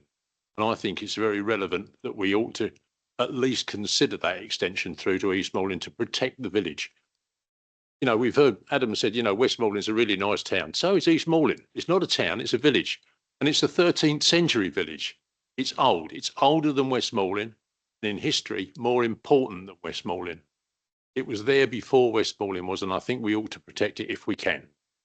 And 70 grand, presumably, some of that Green Gap study money will be reduced if we don't do a study on that. So that will mitigate some of it. Thank you. To be very clear, the Greenback extension work, which we've already had sort of effectively costed up, was 30,000.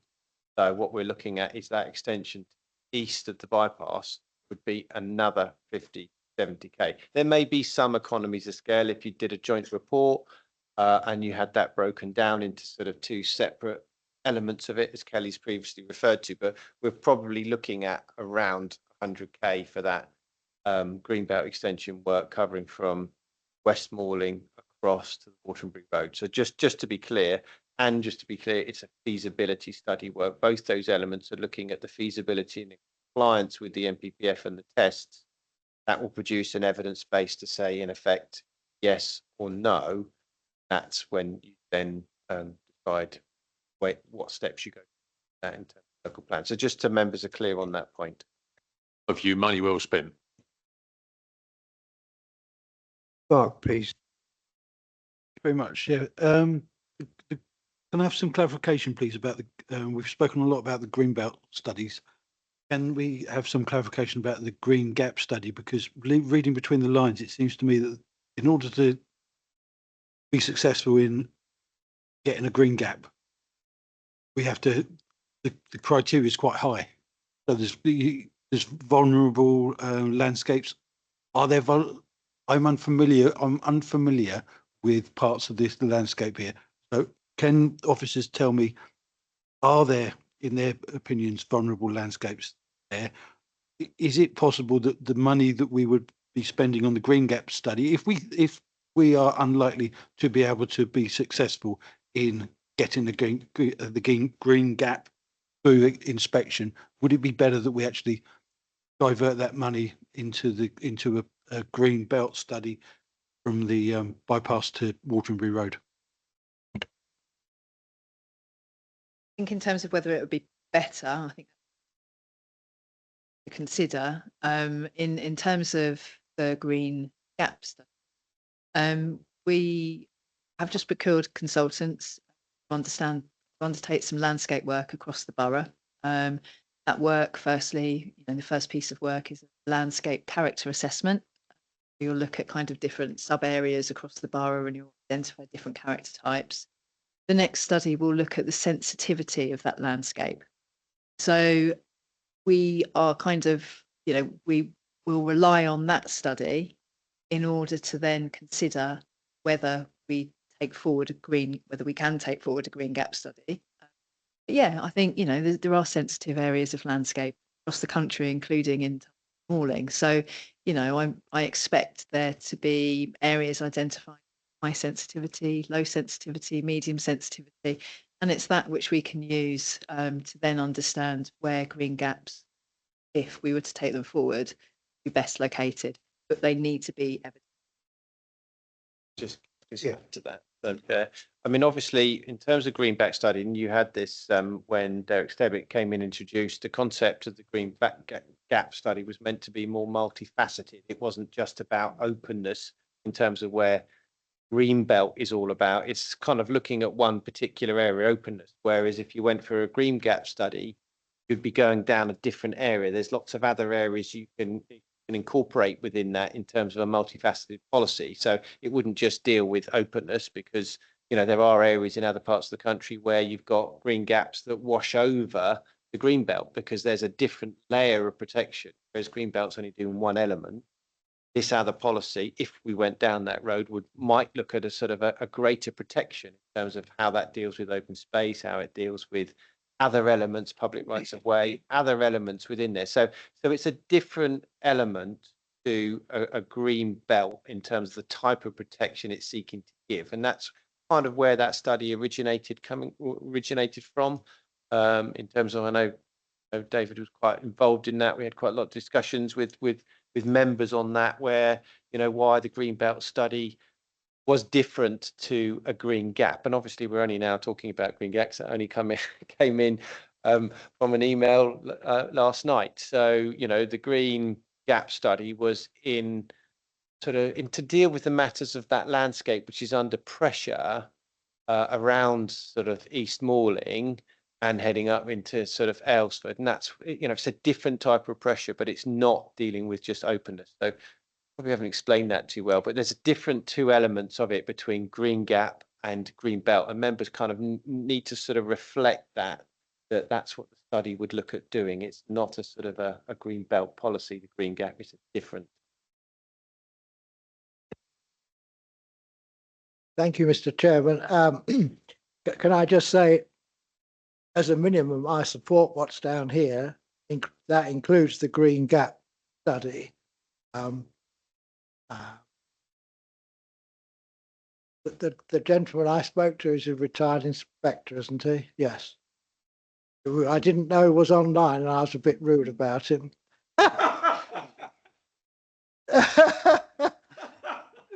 But he took it in good part, because he was trying to argue, which I disagree with, that green gaps somehow improve public access, and in my opinion, that's not the case. It can take into account the existing public rights of way, but if you're going to improve access, you've got to make access agreements, you've got to make public path orders.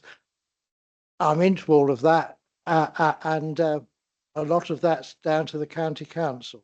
But I do support the green gap study, and I just remember discussing with him that could apply to parts of the East Bank, where I think we should be looking at that landscape to see if we could try to maintain a separation between Eccles, Burham and Walden, so they don't run into each other, and the area north of Aylesford Village, which is in the foreground of the North Downs, and I'd hope we'd do all that.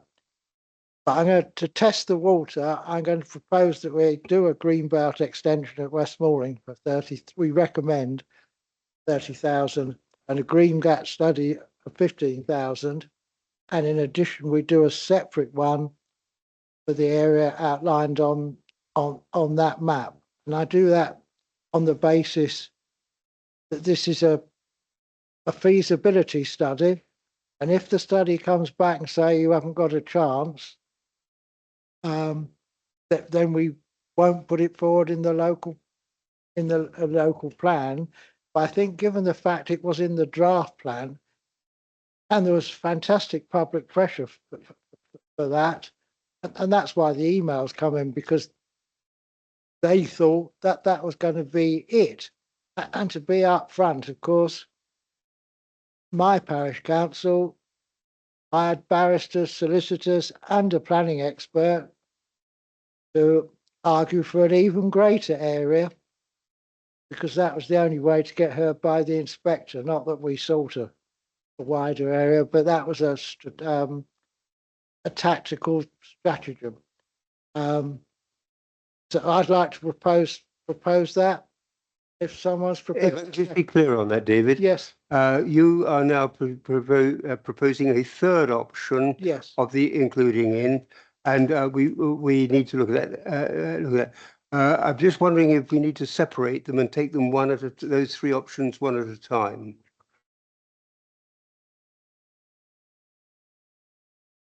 I'm quite happy for you to vote on each one of them. Yes, shall I? Is there a second to that vote? Roger Road.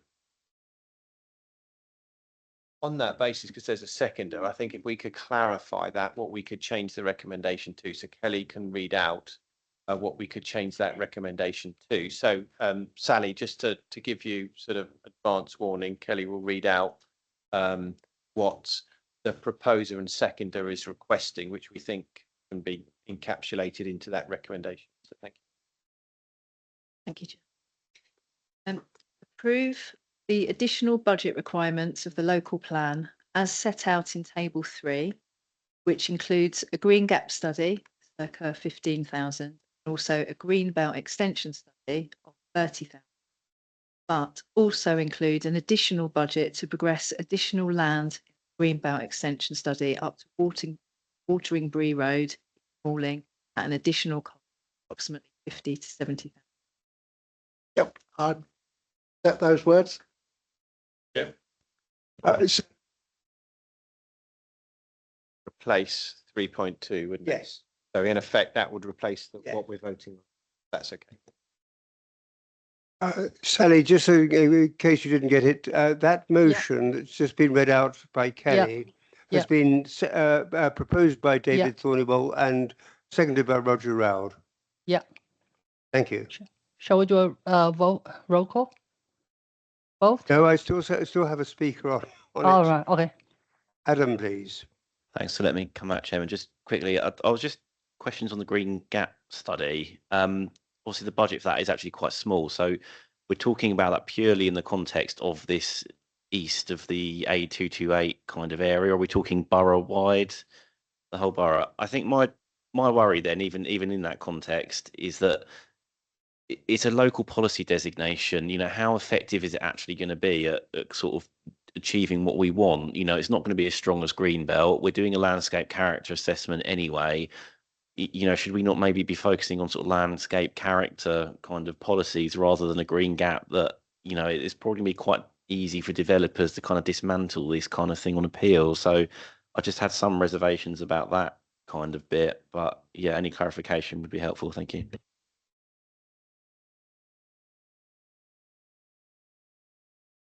In terms of the extent of the green gap study, I'm going to need to double check what our brief says. My mind, it's going to cover areas not just in this location, but also other areas in the borough that may be worthy of considering a green gaps. Because obviously, if you look at policy, you would have to justify why are you putting a green gap in just this location, and are there any other locations that would be needed to be looked at? So I just need to confirm that that my mind is correct. So I'll get back to you on that when I can. Certainly my intention that it should cover, it's not the areas I mentioned. I don't know sufficient about Tunbridge or Hadlow or somewhere.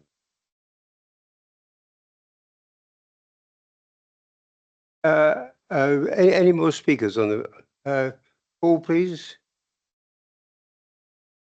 Just a quick one. The Green Gap study. If you'd like to think about this grey belt area I was talking about where the cement works is, because directly adjacent to that, Medway Council have got in their Reg 18. What a marvellous idea it would be to put 1,000 houses right next to it, and then the whole thing would come to 5,000 or 6,000 houses. So that in effect would join Snodden with Halding. So we wouldn't have any gap between us and Halding. So perhaps we could look at that as well, please.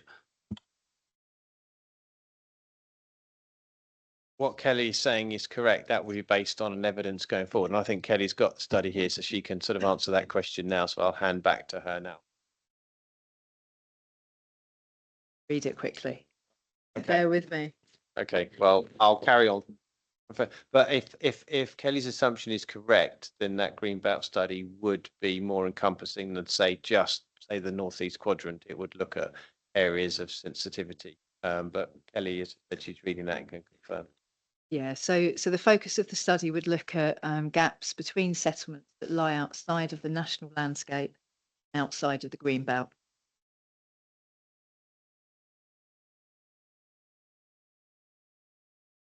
Any more speakers, please? Oh, some. Yes, some. Thank you, Chairman. I'm still not a member of your committee. I just wanted to remind members that the proposal to move the green belt to extend over all of the fields between Kings Hill, West Malling, East Malling, Leybourne and Larkfield was, as far as I recall it, the single most popular policy of the last local plan, if not the most, certainly one of the top 2 or 3. And it gathered over 3,000 signatures in very short time. And we've done it twice, Chairman, not only the last local plan, but the local plan before that. And the reason I think that it is so popular amongst people is that you can pretty much read in the landscape what is going to happen if we don't give it this protection. We are looking at the only part of the borough which is not within the green belt already. And we're looking at an area where slowly and certainly the outer boundaries of those 3, 4, 5 villages is creeping out into the local belt. The last Area 2 committee, for instance, we approved, was it 50 houses off Clare Lane, I think, which creeps into that area. 100, I beg your pardon. I'm losing count already. It's almost an inevitable result of the growth of Kings Hill and the popularity, frankly, of this area, part of the borough. And also all of the qualifying 4 headings for Greenbelt are satisfied by this area, all of them, not just the historic ones, but also open countryside, not merging, and so on. They're all satisfied there. And when the petition was presented to the Borough Council in January 23, the Borough Council resolved that the petition be received and noted, and that all policy options continue to be explored to provide protection for the green belt and open land. So I have to say that most of us in the local area were a bit shocked when we saw this paragraph in the report, that all of a sudden, from going to a policy of having defended and wanted to extend the green belt, we've made this huge jump just simply to protecting only the bit between West Malling and the bypass. So it's just a bit of background, really. But I think that the strongest argument for me is the paragraph that officers have put into the report, which is that really, basically, until you actually look, you don't know what you've got. And therefore, you need some kind of a feasibility study in order to tell you that what you have is of a standard which will justify and win through at an inquiry. And I would be quite happy with that. And I think that given the background to this particular policy, then I'm very much in support of what Mr. Thornywell and Mr. Taylor have both been speaking in favour of. Thank you.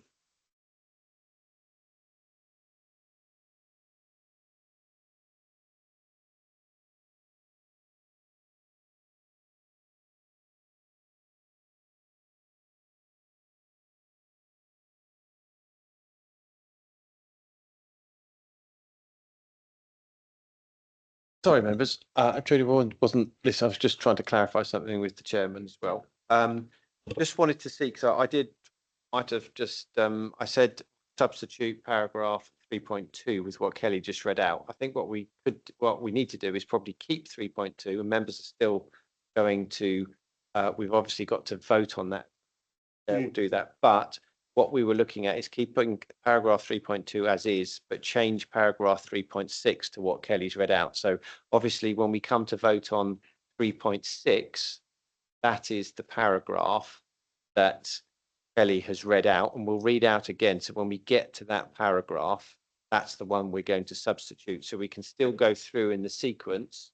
So if I could take the chairman with the chairman's agreement, if we could, I don't know whether we've actually finished where the Green Gap study work should be incorporated, but I think what we need to do is take a voting on paragraph 3.2 and then work through those relevant sections, then change 3.6.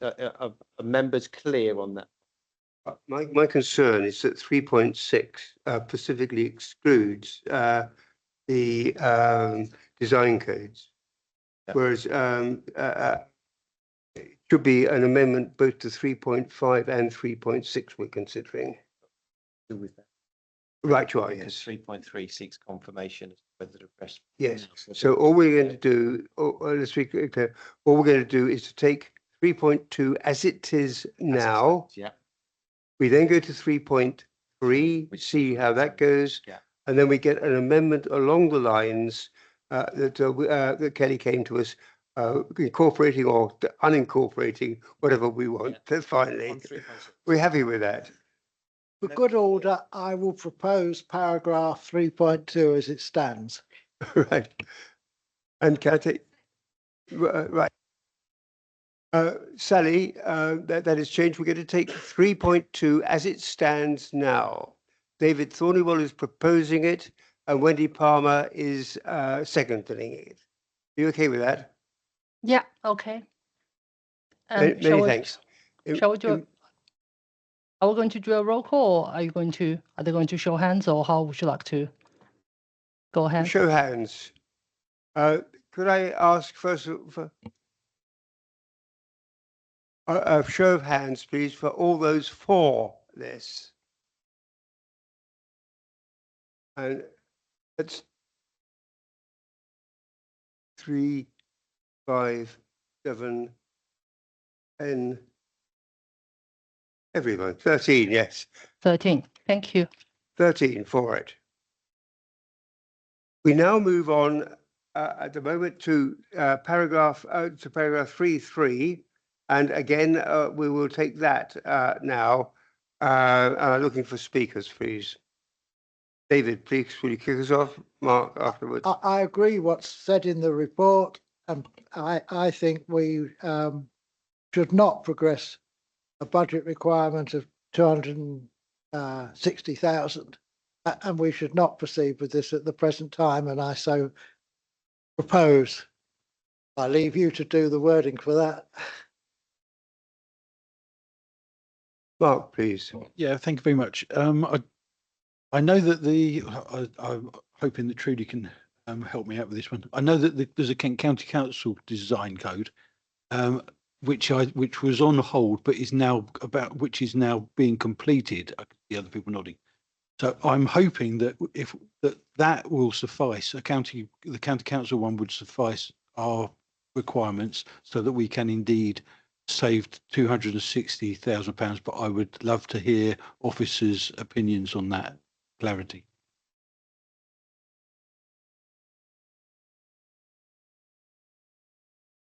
Thank you. I think we're all heading down the same rabbit hole. This is different from the other things we're considering, which we're considering giving green light to a piece of work that sits under the umbrella of the local plan within the time frame or the local plan delivery. And it's all about the allocation of budget. This is about allocation of budget, and I'm not going to talk about the eye-watering number of 260k. I'm not going to talk about the need for a design code, because I think there are merits and we can discuss that all night, and I think it's absolute. But this is about a piece of work that cannot be even started until the summer of 27. And I discussed this with various people, and at that point we will be in holding pattern to go into a unitary. And so we'd be making all sorts of assumptions that there aren't other design codes, including the one in KCC or any of the other districts or boroughs that we may be, if you like, getting into bed with. So it's extremely unlikely that this piece of work will ever get started. Might do, but it will ever get started from a TMBC perspective. So I think it's not something we should do within the context in which we find ourselves at the moment. So I agree with you, David. Thank you. Can we just confirm that there will be nothing done on the design codes until the summer of 27? Yeah, Correct.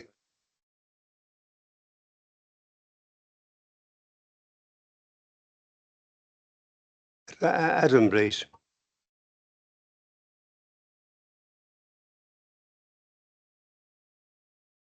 Thank you, Chairman. Look, I think I know which way this is sort of going and the mood in the room. My only feeling is I think the design standards of development in the borough, and this goes back, before sort of current set of officers are here, has historically not been as good as it could be in all instances. I think phase 3 of sort of Kings Hill is something that is sort of often sort of cited by local members. There's been developments in Tunbridge that have been, very poor and have, really spoilt the quality of the sort of the townscape. And I did look at this as kind of as a positive, and having our own kind of, framework for raising significantly the standard of design in developments. But Dennis is right, and if we're not even going to start this until 2027, there is kind of no real point, I guess, in progressing this, unfortunately. I would try and make a plea, and maybe it's something for a different kind of meeting. If we're not spending all this money, could we do something with some of it to try and help support officers with these sorts of design questions, and just try and kind of, improve the quality of development coming forward in perhaps a different way? I don't know, more sort of support or training or something like that. Maybe that's something that we could look at a future meeting, but I would be quite keen on that if we're not sort of bringing this forward. Thank you. Wendy, please. Thank you, Chair. I would agree with Councillor Mehmet. I have sat, and as all of you have done, in planning meetings, looking at designs and being told there's nothing we can do, there's nothing we can enforce on developers because we don't have a design code.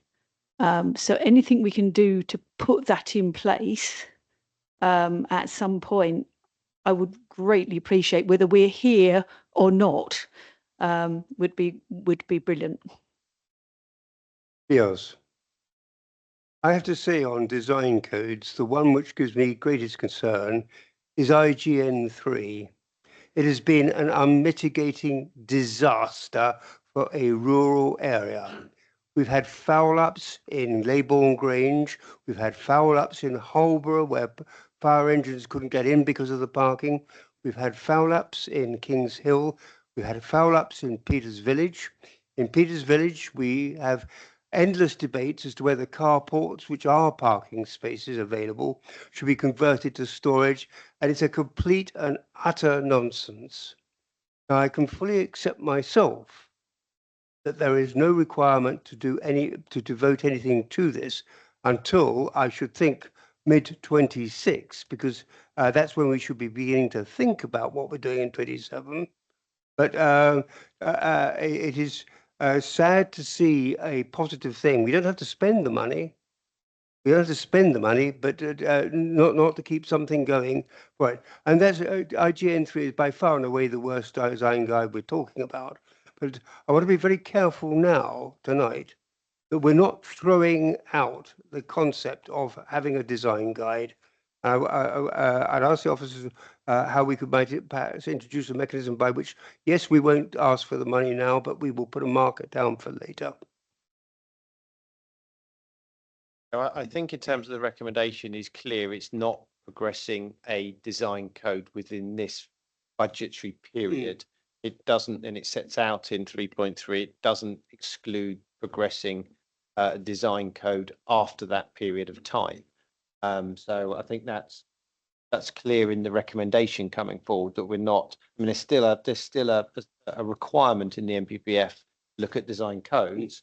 So we still have to comply with that. We're just saying that as we wouldn't effectively start it until post adoption plan, and this is effectively taking us up to the budgetary period is taking us up to 27, 28, is something we can re-look at. And as we have to look at that as the plan changes over a period of time anyway, it's budgetary is not just done in aspic, and it will stay as it is. We'll have to constantly review the budget, look at what's coming forward, and we would have to look at a proposal for taking a design code forward, pending what happens in local government reorganisation. Now that devolution is slightly off the cards, but local government reorganisation is still there. So it's something will come forward, but we're not saying it's not going to get done. But just to come back on your point in terms of ING3, obviously KCC, and there will be a report coming to this committee next cycle in terms of KCC have just adopted new vehicle parking standards, which went live last week. There'll be a report coming back to members back on the previous report that came to members in terms of the status, in terms of the material planning considerations of ING3 and what weight we attach to it, because obviously now that KCC have adopted new vehicle parking standards, those won't apply anymore. DM standards are applied now based on adopted standards they're looking at. So you will get a report very soon coming up to you on vehicle parking standards, how we're applying, what weight. That report will be coming to this committee next time in the March committee. Okay, thank you. Roger. Thank you, Mr. Chairman. I wholeheartedly agree with your comments about IGN3, and I do appreciate that it's not coming to this session. But I think a design code for across the borough, I know it's a lot of money, but we've made so many mistakes with planning issues, and I've sat on this council for 23 years, and I think a design code across the borough that takes on board individual concerns will be a good costing for this borough. Thank you. Great. So we're going to 3.3. Sorry, do we have a proposer? It's 3.3, and I do it. It's just all it's pushing it forward to a future budget effect. Yeah. Yeah. So 3.3 would not to progress a design code within the current local plan budget period. That's what the 3.3 would need to say. So Sally, can we just reflect that in the minutes in 3.3, seeking not to progress the local plan design code within the local plan budgetary period? Thank you. Did you want to second it? Sally, it's David Thornywell proposing and Wendy Palmer seconding it. Yeah, thank you. Could we have a show of hands on that one, please?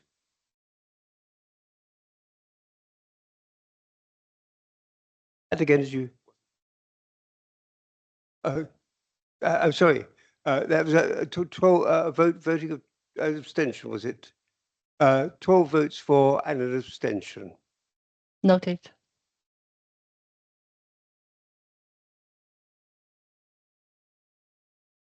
Right then, so we are now clear to move to 3.6. Have I got it right? 3.4. 3.4. 3.6 is the one we're going with. Yes. No, we're not going to consider 3.3, 3.4 and 3.5. We're going direct to 3.6 now, but with the new wording. Out again, just for clarification. And I just would add on that element, obviously, in terms of the risk assessment, because this is very new that's come in tonight, what we didn't raise, obviously, we haven't gone back to the consultants who looked at the previous Greenbelt extension work at West Malling. So I have to flag slight risk on that. Whilst members are voting, go forward on that proposal, we obviously haven't consulted and engaged our consultants on the ability for them to deliver that within the time periods we need. So I think it's only right that I flag at this meeting that obviously the risk assessment doesn't include that. So in the report to Cabinet, somehow, Sally, I think we need to reflect that the risk assessment doesn't include the ability of the consultant to deliver within the timeframes that we need. So we'd need to flag that to Cabinet when this comes to them, just so they're fully updated on in terms of the risk assessment. So that's something we will do as a difference from this committee to when it goes to Cabinet to make that final decision, if that's okay. And then Kelly will read out that again, just. Okay, so at 3.6, wording based with approve the additional budget requirement for the local plan as set out in table 3, includes a green gap study, so a green belt extension, 15k effectively, but also include an additional budget to progress additional green belt extension study up Waterbury Road, East Malling, additional cost approximately 50. So move. I think Roger's seconding it. As we agreed earlier, Sally, that is the motion and the same proposal and the same seconder. And if we could have a show of hands, please. And that now, about certainly, is unanimous. That closes down that, and we now move back to item 9. But before doing so, we've been going for 2.25 hours. Do people want a 5-minute break? Anybody want a 5-minute break? Right. We'll meet back here at 5 to 10.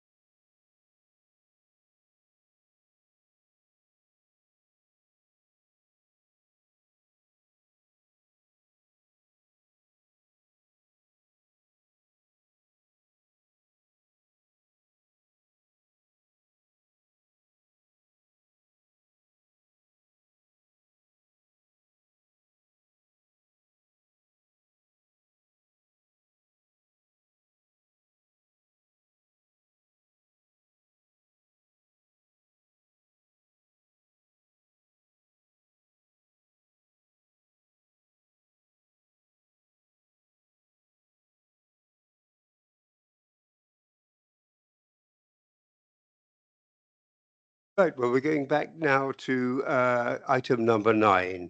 Kelly, if you can fire off on that, please. Yes, thank you, Chair. So item number 9 considers and presents the local development scheme.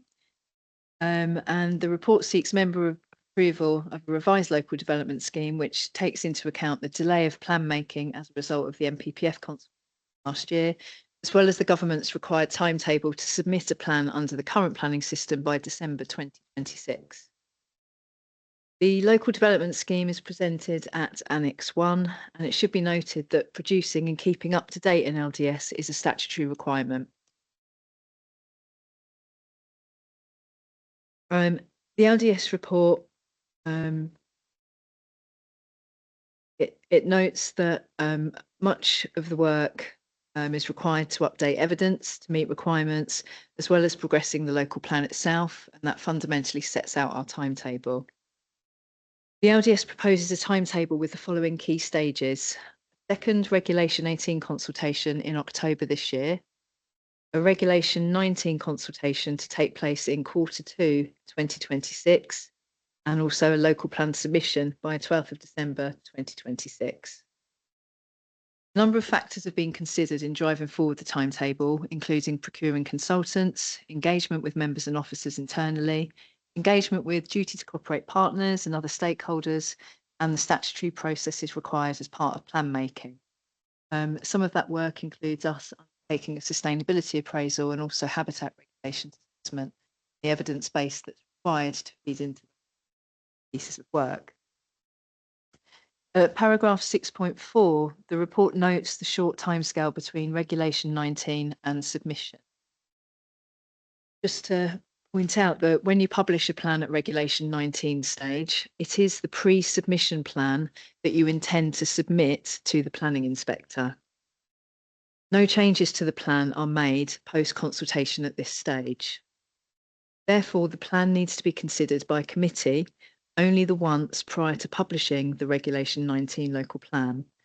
The timetable that's been put together accounts for this.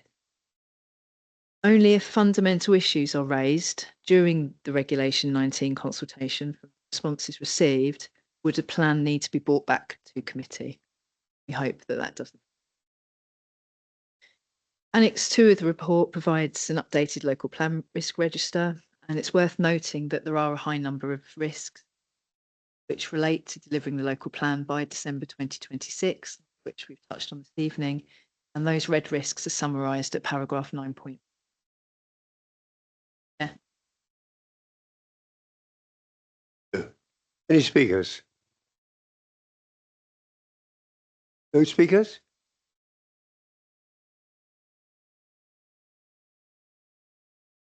Okay. Yes, we'll go straight to the recommendations at page 52. The committee's asked to recommend to Cabinet the approval of the updated local scheme as at February 2025.